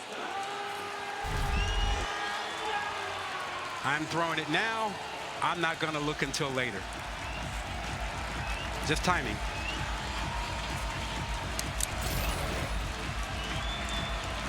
Third and 10. 3 of 11 on third down is Cal. From the SMU 20.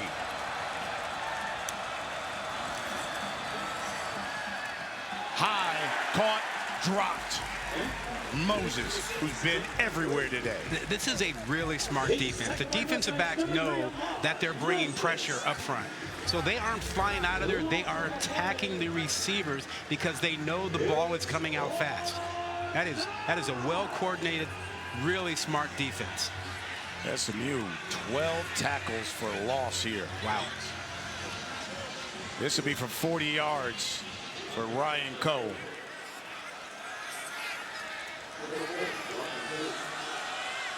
His career long is 54.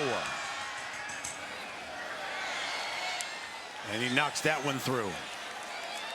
So the Bears finally on the board. 21-3 our score here in the third.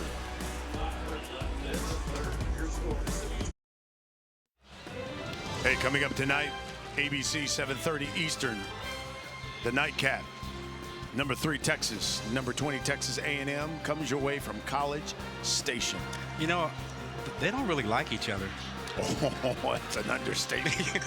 That is an understatement. They are not fans. Man. The SMU. It's good that those two are playing again. Yeah, it's great for college football. Yep. Ryan Coe to kick things away. Brashard Smith standing back at his own goal line. Roderick Daniels right with him.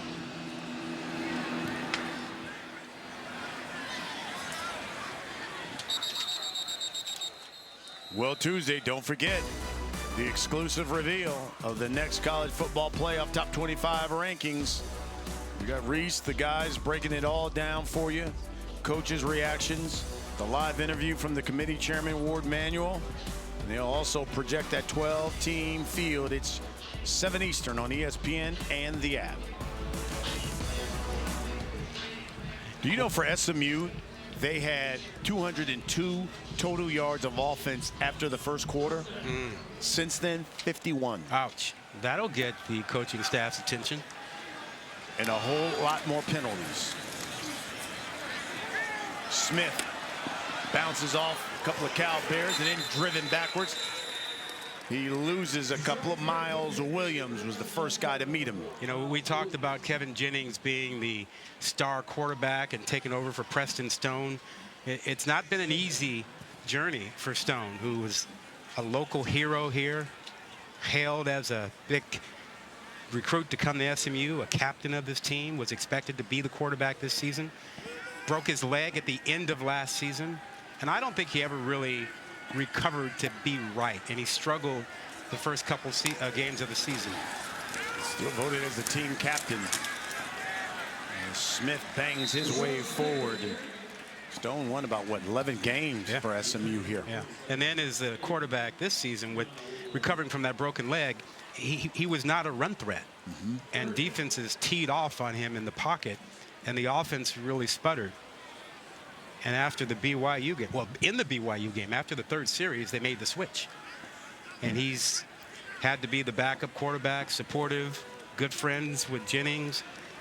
But I don't think he's played his last game of football. I think there's more football for him probably elsewhere. Looks like SMU's going to call a timeout. SMU. I think for Stone is he still has another year of eligibility, but did get his graduation, his degree. He was honored before the game. It's down to the field. Here's Lauren.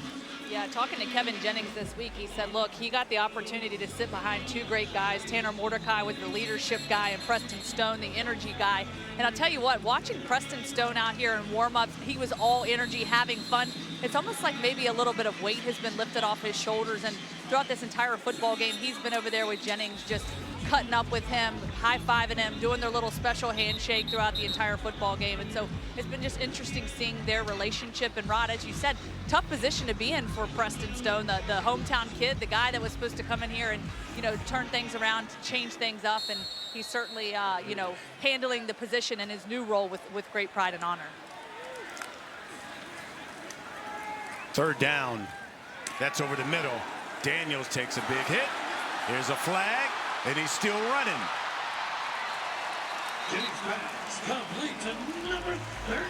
That flag is in the area of targeting.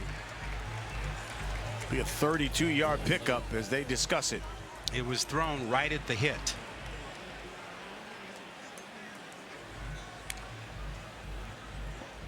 Personal foul, targeting, defense. The penalty is added to the end of the play. The play is under further review. Now remember, there are 2 targeting rules. One is for a defenseless player, and the other is with the crown of the helmet. Now, when you are a runner, you're not a defenseless player, so I assume they must be looking at crown of the helmet. Did you lead with the helmet? Did you have forcible contact to the head and neck area? Tell you what, he's definitely down right there, though. I know he kept running, but yeah, he's down. That is Matthew Littlejohn, who delivered the hit. So that's what they're looking at. You're looking for forcible contact to the head and neck area. You're looking for an indicator. Like, did you launch? Did you lower your head?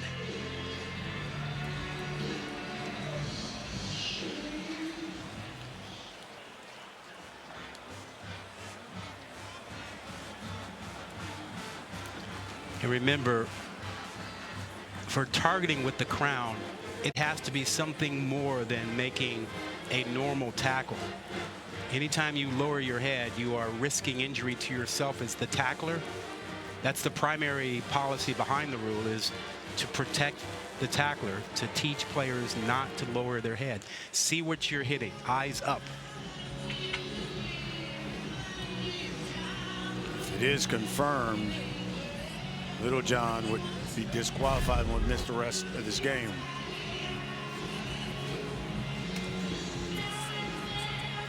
Well, the thing is, he's already down low. The problem is he's leading with that helmet. And even at this point, you have to try and see what you're hitting. You just can't fly around spearing with your head. I think that's leading with the crown, and I think that's certainly forcible contact. And if you're looking for an indicator, you can have an indicator by simply lowering your head. The other perspective would be to say, hey, didn't the receiver lower himself to get there? Well, that may be, but the way the rule and policy is, it's not on the runner, it's on the defender to prevent that thing from happening.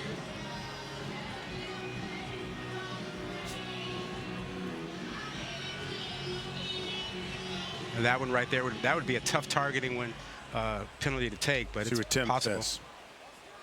After further review, there is no foul for targeting. However, the runner was down at the 36-yard line. It'll be first down for SMU.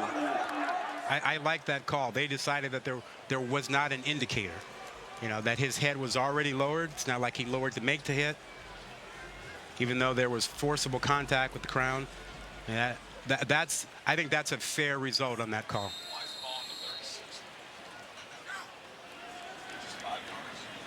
So first down. Smith for a couple over that right side. Hey, let's get an update here on what's going on with Syracuse and Miami. Here's Kevin Connors.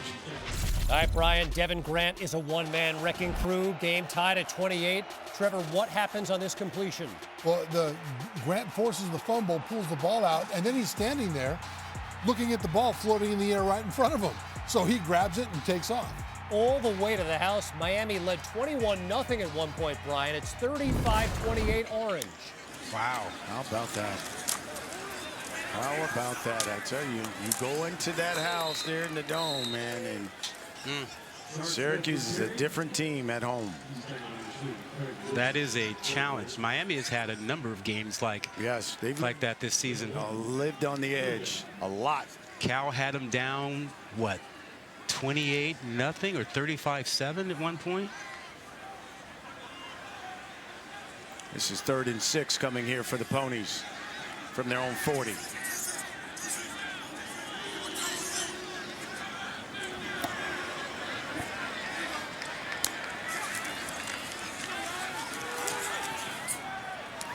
That's broken up. Lou Hearns.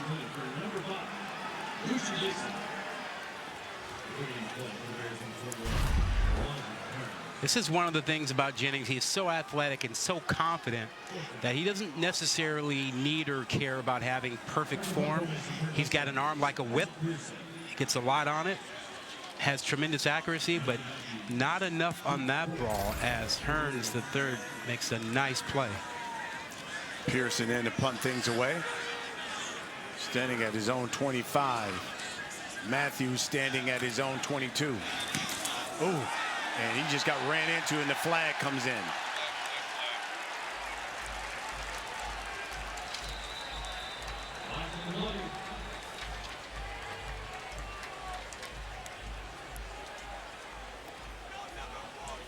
It was 4th and 6.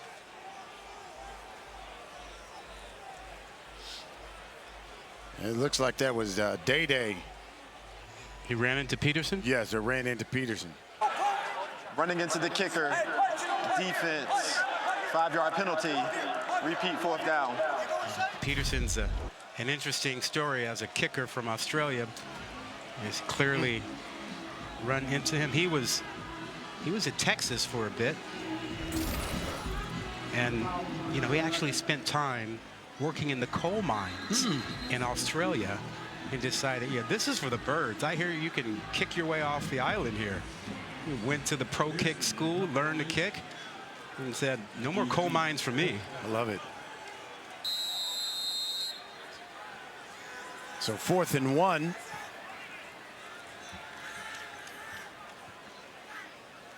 And we'll do it over again.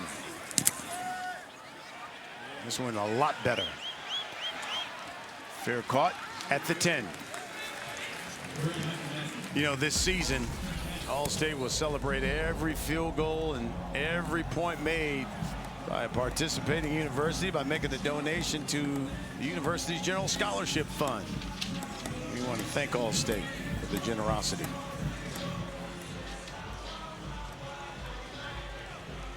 Well, let's see if the Cal offense can get something rolling after that field goal. The only 3 points they have. The defense has, you know, by and large stepped up pretty well since the middle of the second quarter. Worst field position for either team. Backed up at their own 10. C.J. Harris. He's throwing to the outside. He's got a man. It's complete. That's Isaiah Hunter. And Hunter with the first explosive play of the night for the Cal Bears. Well, he did a double move. He had the Cal secondary thinking just a quick out.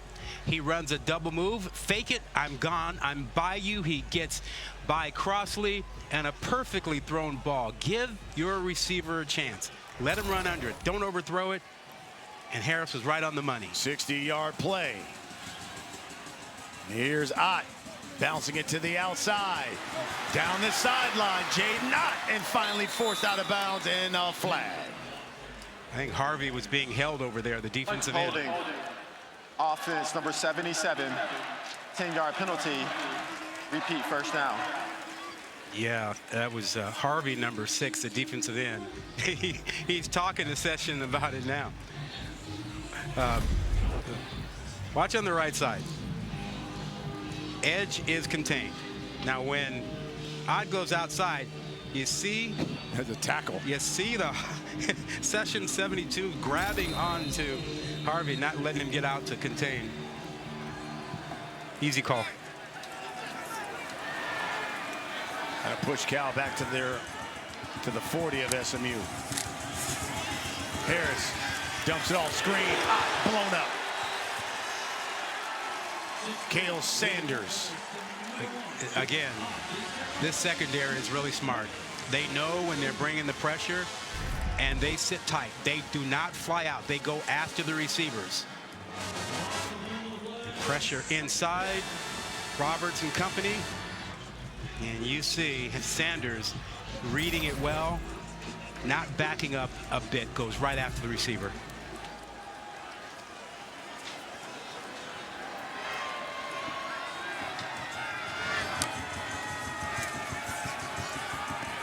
Harris. Yeah, on the sideline, he was looking at Jordan King. Now you see, there should be a flag on that against the offense.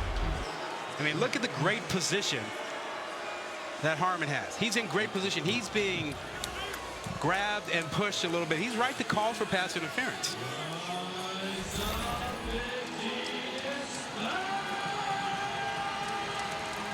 Third and 21 coming from Cal. I thought surely you're going to hit me with the DB bias. No, there. no. You agree with it? Okay, cool. No, I agree with you. That's a win. I'll take that. He grabbed him. From the SMU 41, the screen. Brady to the 35. That's a really good play call. And that gives you a better shot at field goal. Yeah, it gives you a better shot at field goal. It also gives you reason to pause and say, do we have a 4th and 15 play? Nah. But you might as well talk about that, right? Yeah. At least take it to the quarter. Get your coordinator and say, is there one play we got you know will work? This is from 53 yards out for Ryan Coe. Why kick this now? Yeah, really. Wait. Here you go. Well, we played 3 here in Dallas. It's 21-3, SMU.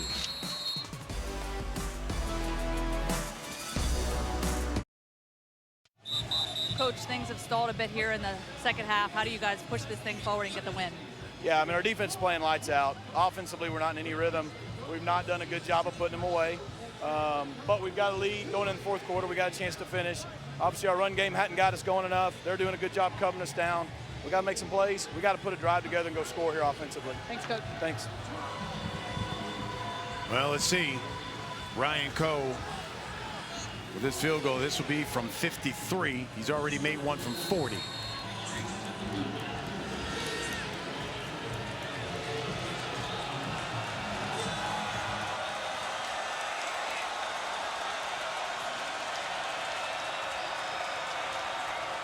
Snap's good, hold as well.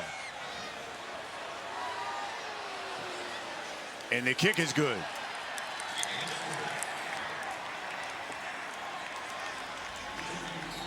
(21-6). Take a look at what the Mustangs have done offensively first half compared to here in the second half. Really, after the first quarter, to be honest with you, they had 202 yards after the first quarter of total offense, 251 at the half. The second half here so far, 17. Yeah, and part of that is the Cal defense. I mean, they did a better job of tackling in space. Part of it is they've kept Jennings in the pocket, so he's not been a factor in the rushing game, and he's not been a factor as much in the passing game because in the first quarter he hurt them outside the pocket throwing the ball. So give Cal credit for making that adjustment. Coe will kick things away. Richard Smith, Roderick Daniels Jr. back deep.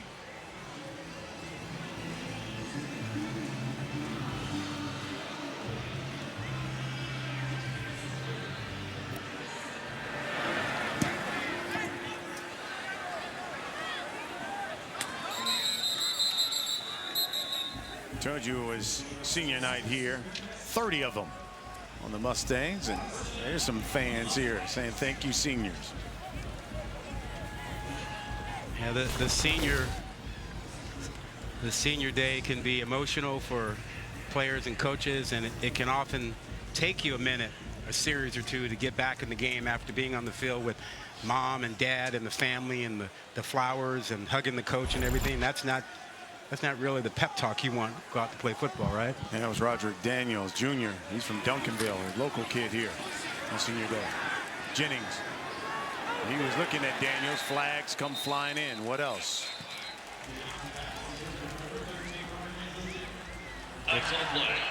Pass interference. Defense, number 8. 15-yard penalty. Automatic first down. It has been a night filled with flags, and this is right from the start. Wagner was behind, trailing and pushing, and it's another easy call.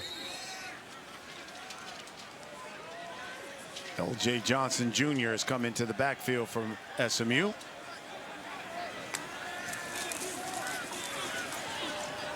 Jennings pump fakes, throws, and that's complete to Hudson. Wow. You notice the difference from him when he's in the pocket And outside the pocket, his accuracy outside the pocket is phenomenal. That's a great throw. His misses primarily have come when he's in the pocket. On the ground to Johnson. And he is on the move. That arm is like a whip. Just snaps it. He has the ability to throw over the top, sidearm. He's got a lot of different angles. And he can still get a lot on the football.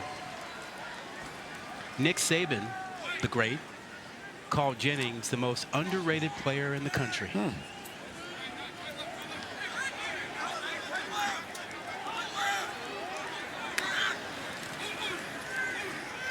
This is Daniels. He went down. One goes down. And you know, you got to get pretty good for Nick Saban to go to the blackboard and diagram up what you do well, and that you need more attention. And so clearly Nick Saban is a fan of what Jennings brings to the table.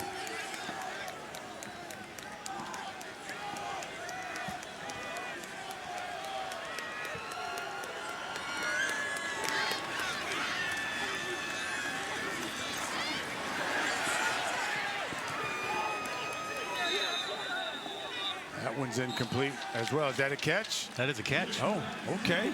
Jordan Hudson making that catch. Yeah. I mean, the accuracy on the move is extraordinary.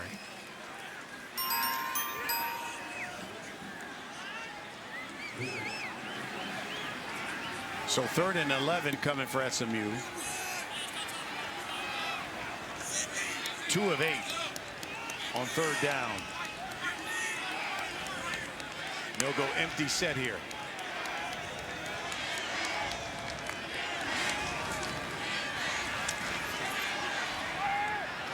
Over the middle and complete to Roderick Daniels. Oh, man, and Wagner had a shot at it. He thought he had it. He thought he had an interception. Yep, he had a shot at it. He just misses it. That window was closing. And we got a false start. They are trying your patience. I mean, we haven't had a game all season with this many flags. False start. Offense. Everybody but the snapper. 5-yard penalty. Everybody but the snapper. First down. SMU with a season high 13 penalties. Yeah. You see that window that's open, and you see how that window is closing. Daniels, great concentration, not distracted by the defenders. 107 yards of penalties for SMU. Well, Brett Lashley knows that that's not going to work against whoever they face in the ACC championship game. 16 is the most by an ACC team this season, and that was North Carolina when they played North Carolina Central. Let's not make that a goal for the game. It feels like SMU is just hanging on. Just coasting? Trying to ride this out, get the clock to move. Yep. It doesn't feel like, you know, what we heard him say, hey, let's go get a score. And let's go put them away. Yeah, let's close It this doesn't out. feel like that, and the movement isn't like that.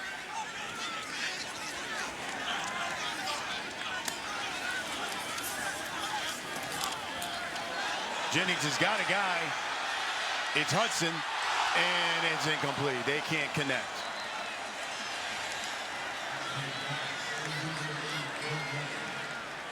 Well, Hudson was doing the scramble drill for his quarterback. He saw 59, Jennings. 10-yard penalty. Repeat 2nd down. 14. Yeah. Getting closer. Getting closer.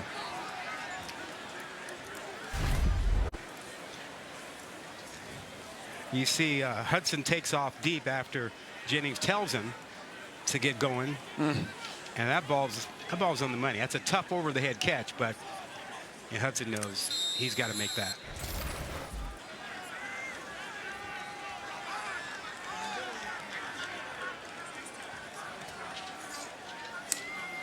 Back at their own 45 now. Jennings will keep it.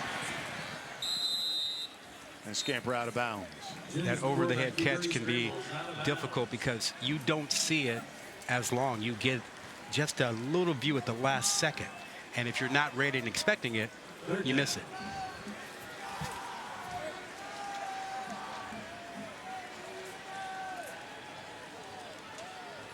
I think it would help SMU if they went back to some tempo, just to have a little spark. I think the huddle and, you know, the pace, everything is leading them to this coasting kind of a feeling to this game right now. See, on this season, they convert nearly 50% of their third downs. Not so much today. That one is complete to Keyshawn Smith. He's going to be about, what, 5 yards shy? We'll see another flag. An eligible receiver downfield. Offense number 51. 5-yard penalty. Repeat third down. Yeah, I'm with you, Coach. Yeah, I mean, the moment that we put the highest out there, 16, it became a target. It became a goal. Yeah, those guys got downfield. Yeah, easy. You can't go more than 3 yards. And on that run-pass option, those linemen are just blocking it like it's a run play. SMU now 1 penalty away from tying the season high here in the SEC. Would you? ACC, I should say. Would you stop encouraging them? Man.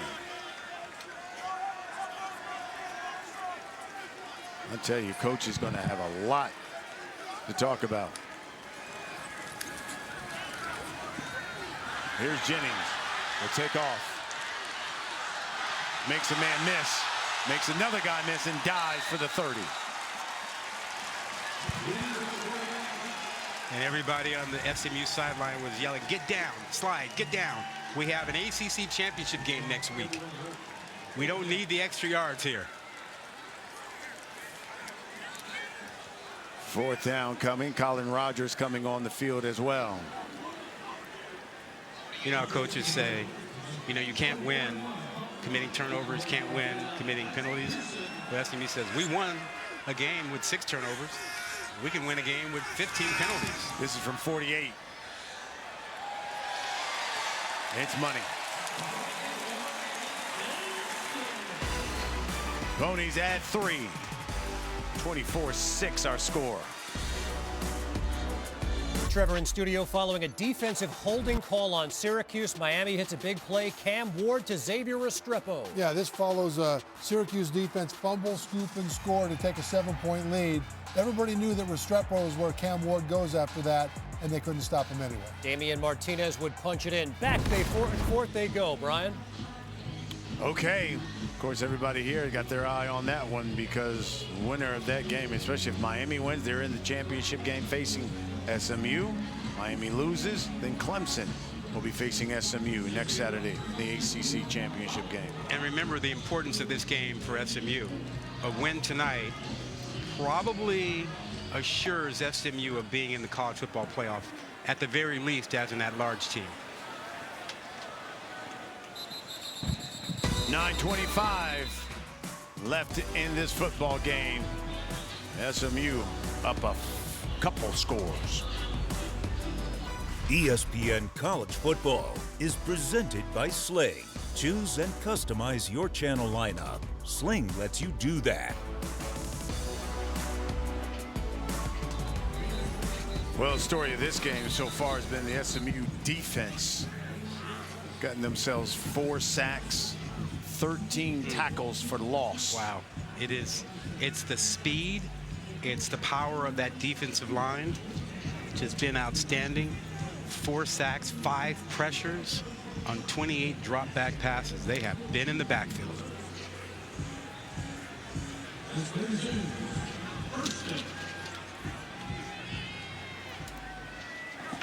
From their own 25 is where Cal will take over.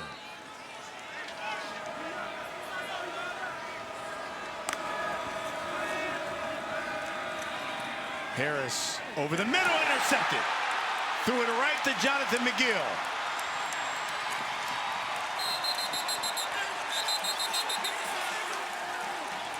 First turnover. He misread it.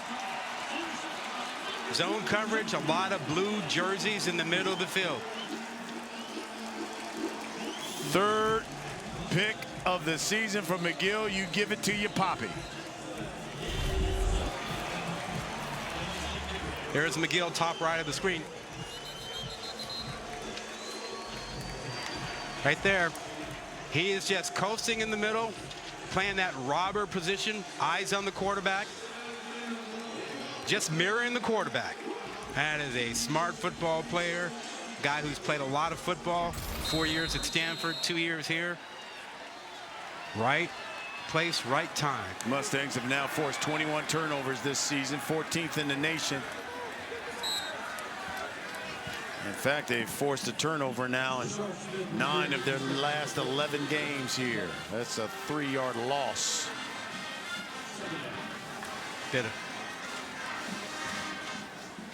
For more on Jonathan McGill, the quarterback of that secondary, here's Lauren. Yeah, I've loved watching him down here. As Rod said, he got his degree from Stanford, but then he said he's got ties to SMU. He had a relationship with Preston Stone, decided to enter the portal, and he says, look, I don't fit the eyeball test, but that's who I am. I have the underdog mentality, never bigger, faster, or stronger, but always have found a way to produce. Well, you know, when he went to Stanford, as there's a strike and a touchdown to Brashard Smith, his second of the night, 23 yards out. We talked about Smith being an incredible weapon because he is a receiver turned running back, but he has not forgotten his receiver skills. When you bring him out of the backfield, you have a mismatch. And it's a mismatch against the linebacker, it's a mismatch against the safety, and it's a mismatch against most corners. Rogers for the extra point.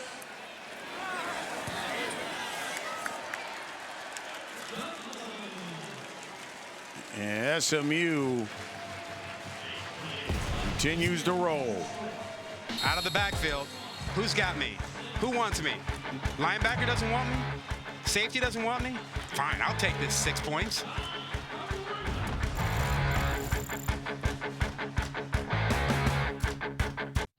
Hey, remember, tune in for the Home Depot College Football Award Show Thursday, December 12th, 9 p.m. on ESPN. And of course, the Jim Thorpe Award finalists will be handed out. These are the 3 finalists there.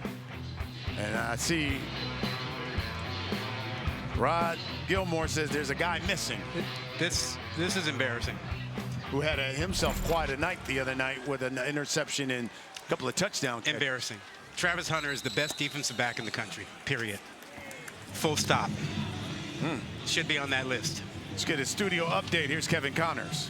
No arguments here, Brian. It's back to a one-score game at the Coliseum. Jaden Mayava to Jacoby Lane. USC has given Notre Dame quite a fight. This is the best passing attack the Irish have faced this year. Speaking of fights, it's been Gaddy Ward, Hagler Hearns inside the dome. It's LaQuint Allen for the lead. Yeah, it's not just a fight, it's a track meet with runners slapping each other in the face on the way down. 6 total touchdowns in the second half. Ryan, we're speaking your language. I love it. Let's see if someone gets knocked out like in that fight. Every minute of that one was exciting. To the outside. That's Hunter.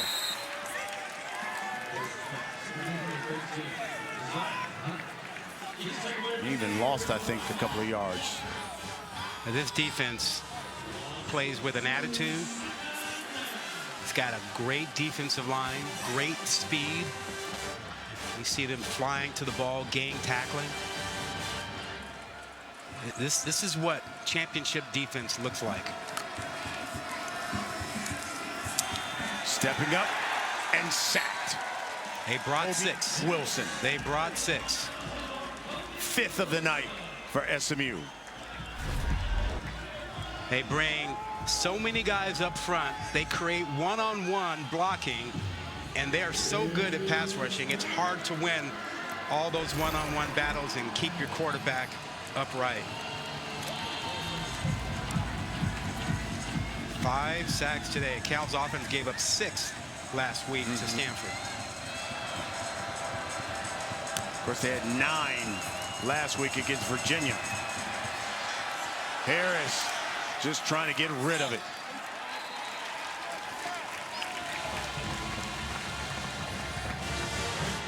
this is an offensive line that has been hampered by 3 starters, 2 starters and 1 backup out of the game. And obviously missing Fernando Mendoza, quarterback who's had a tremendous season. Had a great game last week. A 98-yard drive that won the big game. Daniels caught and dropped at his own 35. Well, if you want to win a championship, you need a defense that can play at a championship level, make big plays. It starts up front with this team, and they have the speed and the ability to chase things down in the backfield, and the quickness and speed all over the field. It is something, whether you're talking about their secondary led by McGill or the guys up front led by Roberts and Harvey. And one more sack when they bring the blitz, and they let Kobe Wilson get home. Well, it is senior night, and here comes the senior Preston Stone. Hands it off to Moochie Dixon. And Moochie forced out of bounds in Cal territory. 23-yard pickup for the Ponies. Moochie Dixon is one of those transfers from Texas. You see Stone and his numbers. Dallas kid from Highland Park. Still team captain, voted team captain. He's won 11 games as a starter. He was the 3rd team All-ACC, All-AAC quarterback last season. Hands this one off to L.J. Johnson Jr. Started the first 3 games of the season for SMU before Kevin Jennings took over. He had an incredible high school career here in Texas. And listen, and when you have a great high school football career in Texas, I mean, Friday Night Lights, QB1, you're the man. This state eats, sleep, and breathes football. I mean, high school to college to the professional. I think the high school playoffs are longer than the NFL season. they go, 6-7 weeks. Here's the pressure, and he swings it out to Derek McFall. And the freshman has got enough for a first down.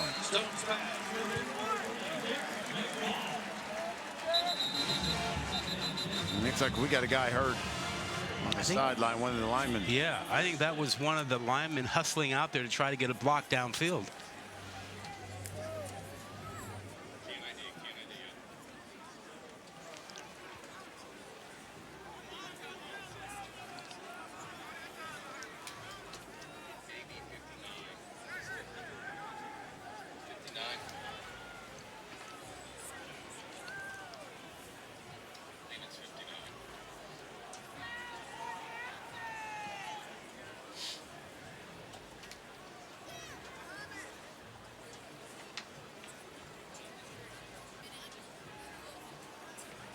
There's the good news, he's up.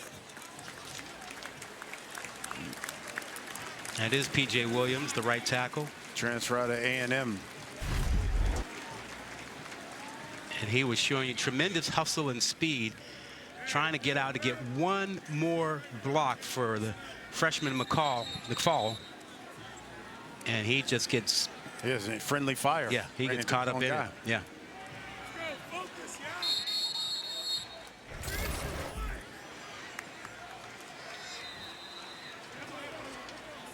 Good to see a little smile on his face, too.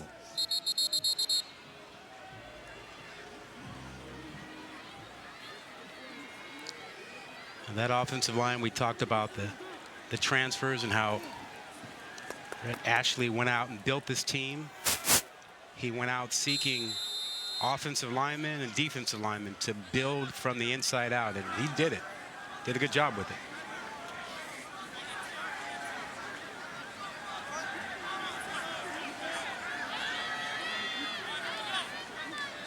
This is from the Cal 25. Stone Tried to get to the edge. He's dropped 2-yard loss by Hunter Babb. I know this can't be easy for Preston Stone, but you have to admire the way he's handled it. And I think if he puts his name in the portal, as I expect him to do, he's going to be highly sought after. He's a quarterback who's played a lot of football. Smart guy. He can move well enough. He can win from the pocket. He's going to have a lot of interest.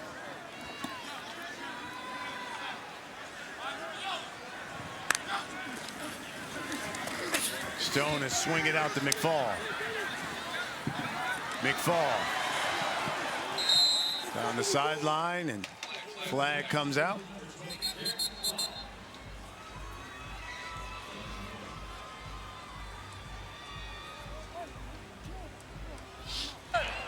Holding.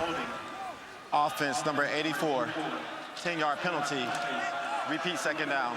16th penalty of the night for SMU. Ties the conference high, season high. I was going to say, it sounds like it's close to tying a record. You see that, just the reach and grab. Well, completely in the open there. The school record for SMU is 17. And they did that back in 2003 when they took on Tulsa. Oh, they still have a shot at it. Stop. Some of us have a flight to catch. Just saying. Oh, baby. Just saying.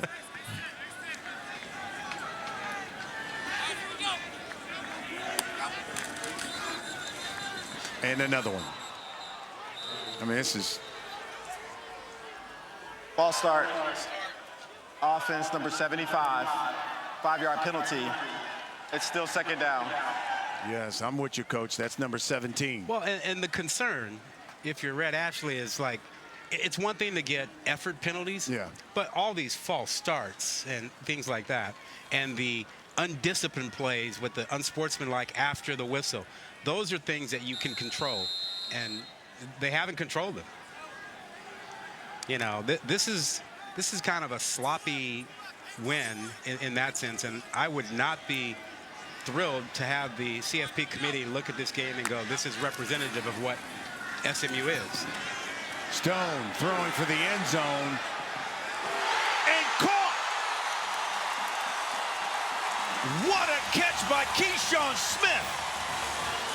Oh yeah, you got to cheer yourself after that one. 40-yard bomb, and Keyshawn Smith comes away with it. How in the world? I mean, give Preston Stone credit for putting this ball up to give Smith a shot at it. And then for Smith to come through, showing you his ball skills. I mean, wow. But that throw was on the money. Another senior making a play. Good for Preston Stone. Gabriel Lozano. Talking about those seniors coming in for the extra point. Knocks it through.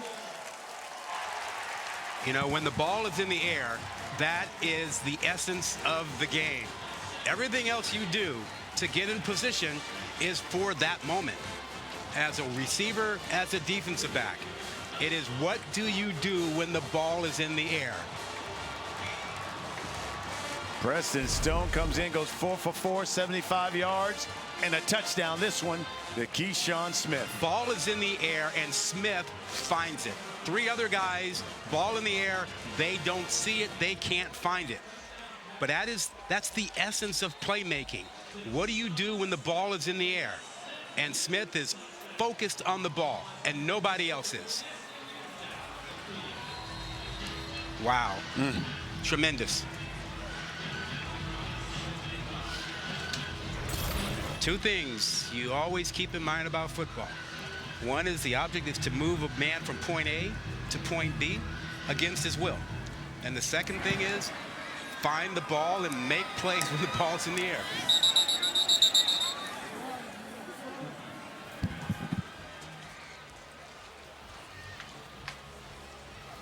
I did like that celebration. Pom-poms.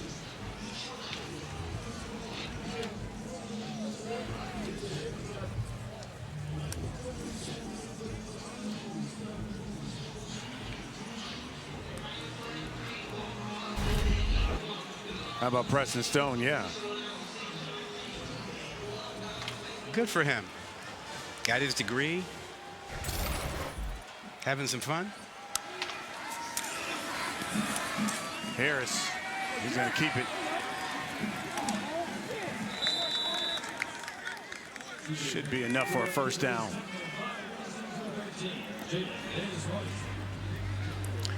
What's next for Cal? They obviously have they got a bowl game. They got a bowl game. Lots of speculation. There was talk, reports about Cal likely going to the LA Bowl, perhaps facing a Mountain West team like UNLV, but none of that is definitive yet. Good thing for this program is they're bowl eligible for the second straight season. First time that they've gone back-to-back. Yeah, bowl games since the 2018-2019 season. Well, Cal, like a lot of other programs, they have to decide and figure out how they are going to compete in this new era. I mean, you look across the way at SMU, and SMU decided right off the bat when they got into the ACC, we are all in. They raised $100 million within the first week of being accepted. They went deep into the transfer portal. They fully funded name, image, and likeness.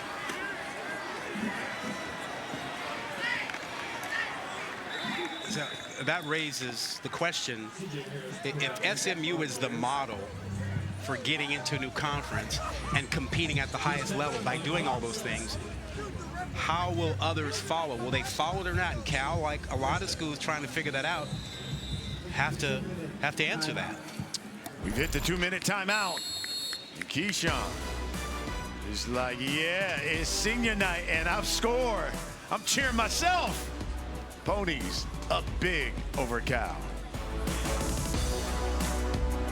Trevor and USC trailing Notre Dame 35-28 and driving. Jake Jensen. But look at the play by Christian Gray, and Trevor, he's not done. No, he's going to take it all the way to the house. Jake Jensen in for Jaden Mayava. Jensen didn't have a pass attempt in his career at USC before this game, and he throws that pick six.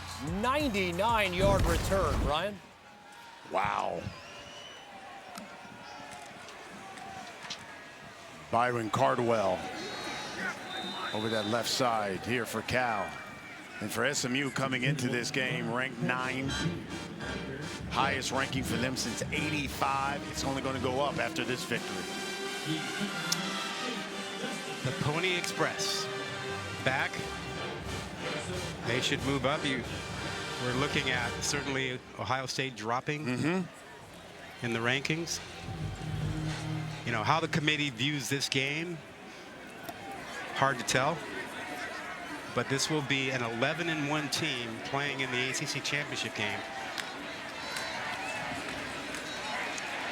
And another sack, 6th of the night, Cameron Robertson.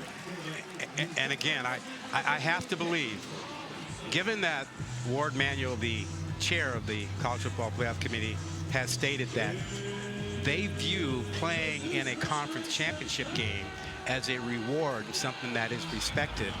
I can't imagine a scenario in which SMU could lose that game and not get in. I think they are either going to be in as the ACC champ by winning next week, or as an at-large team if they lose next week.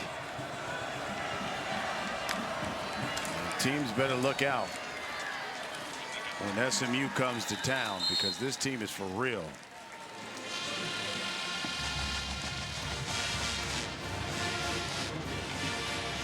Well, SMU has now won 11 games for the 2nd straight season. Cal drops to 6-6.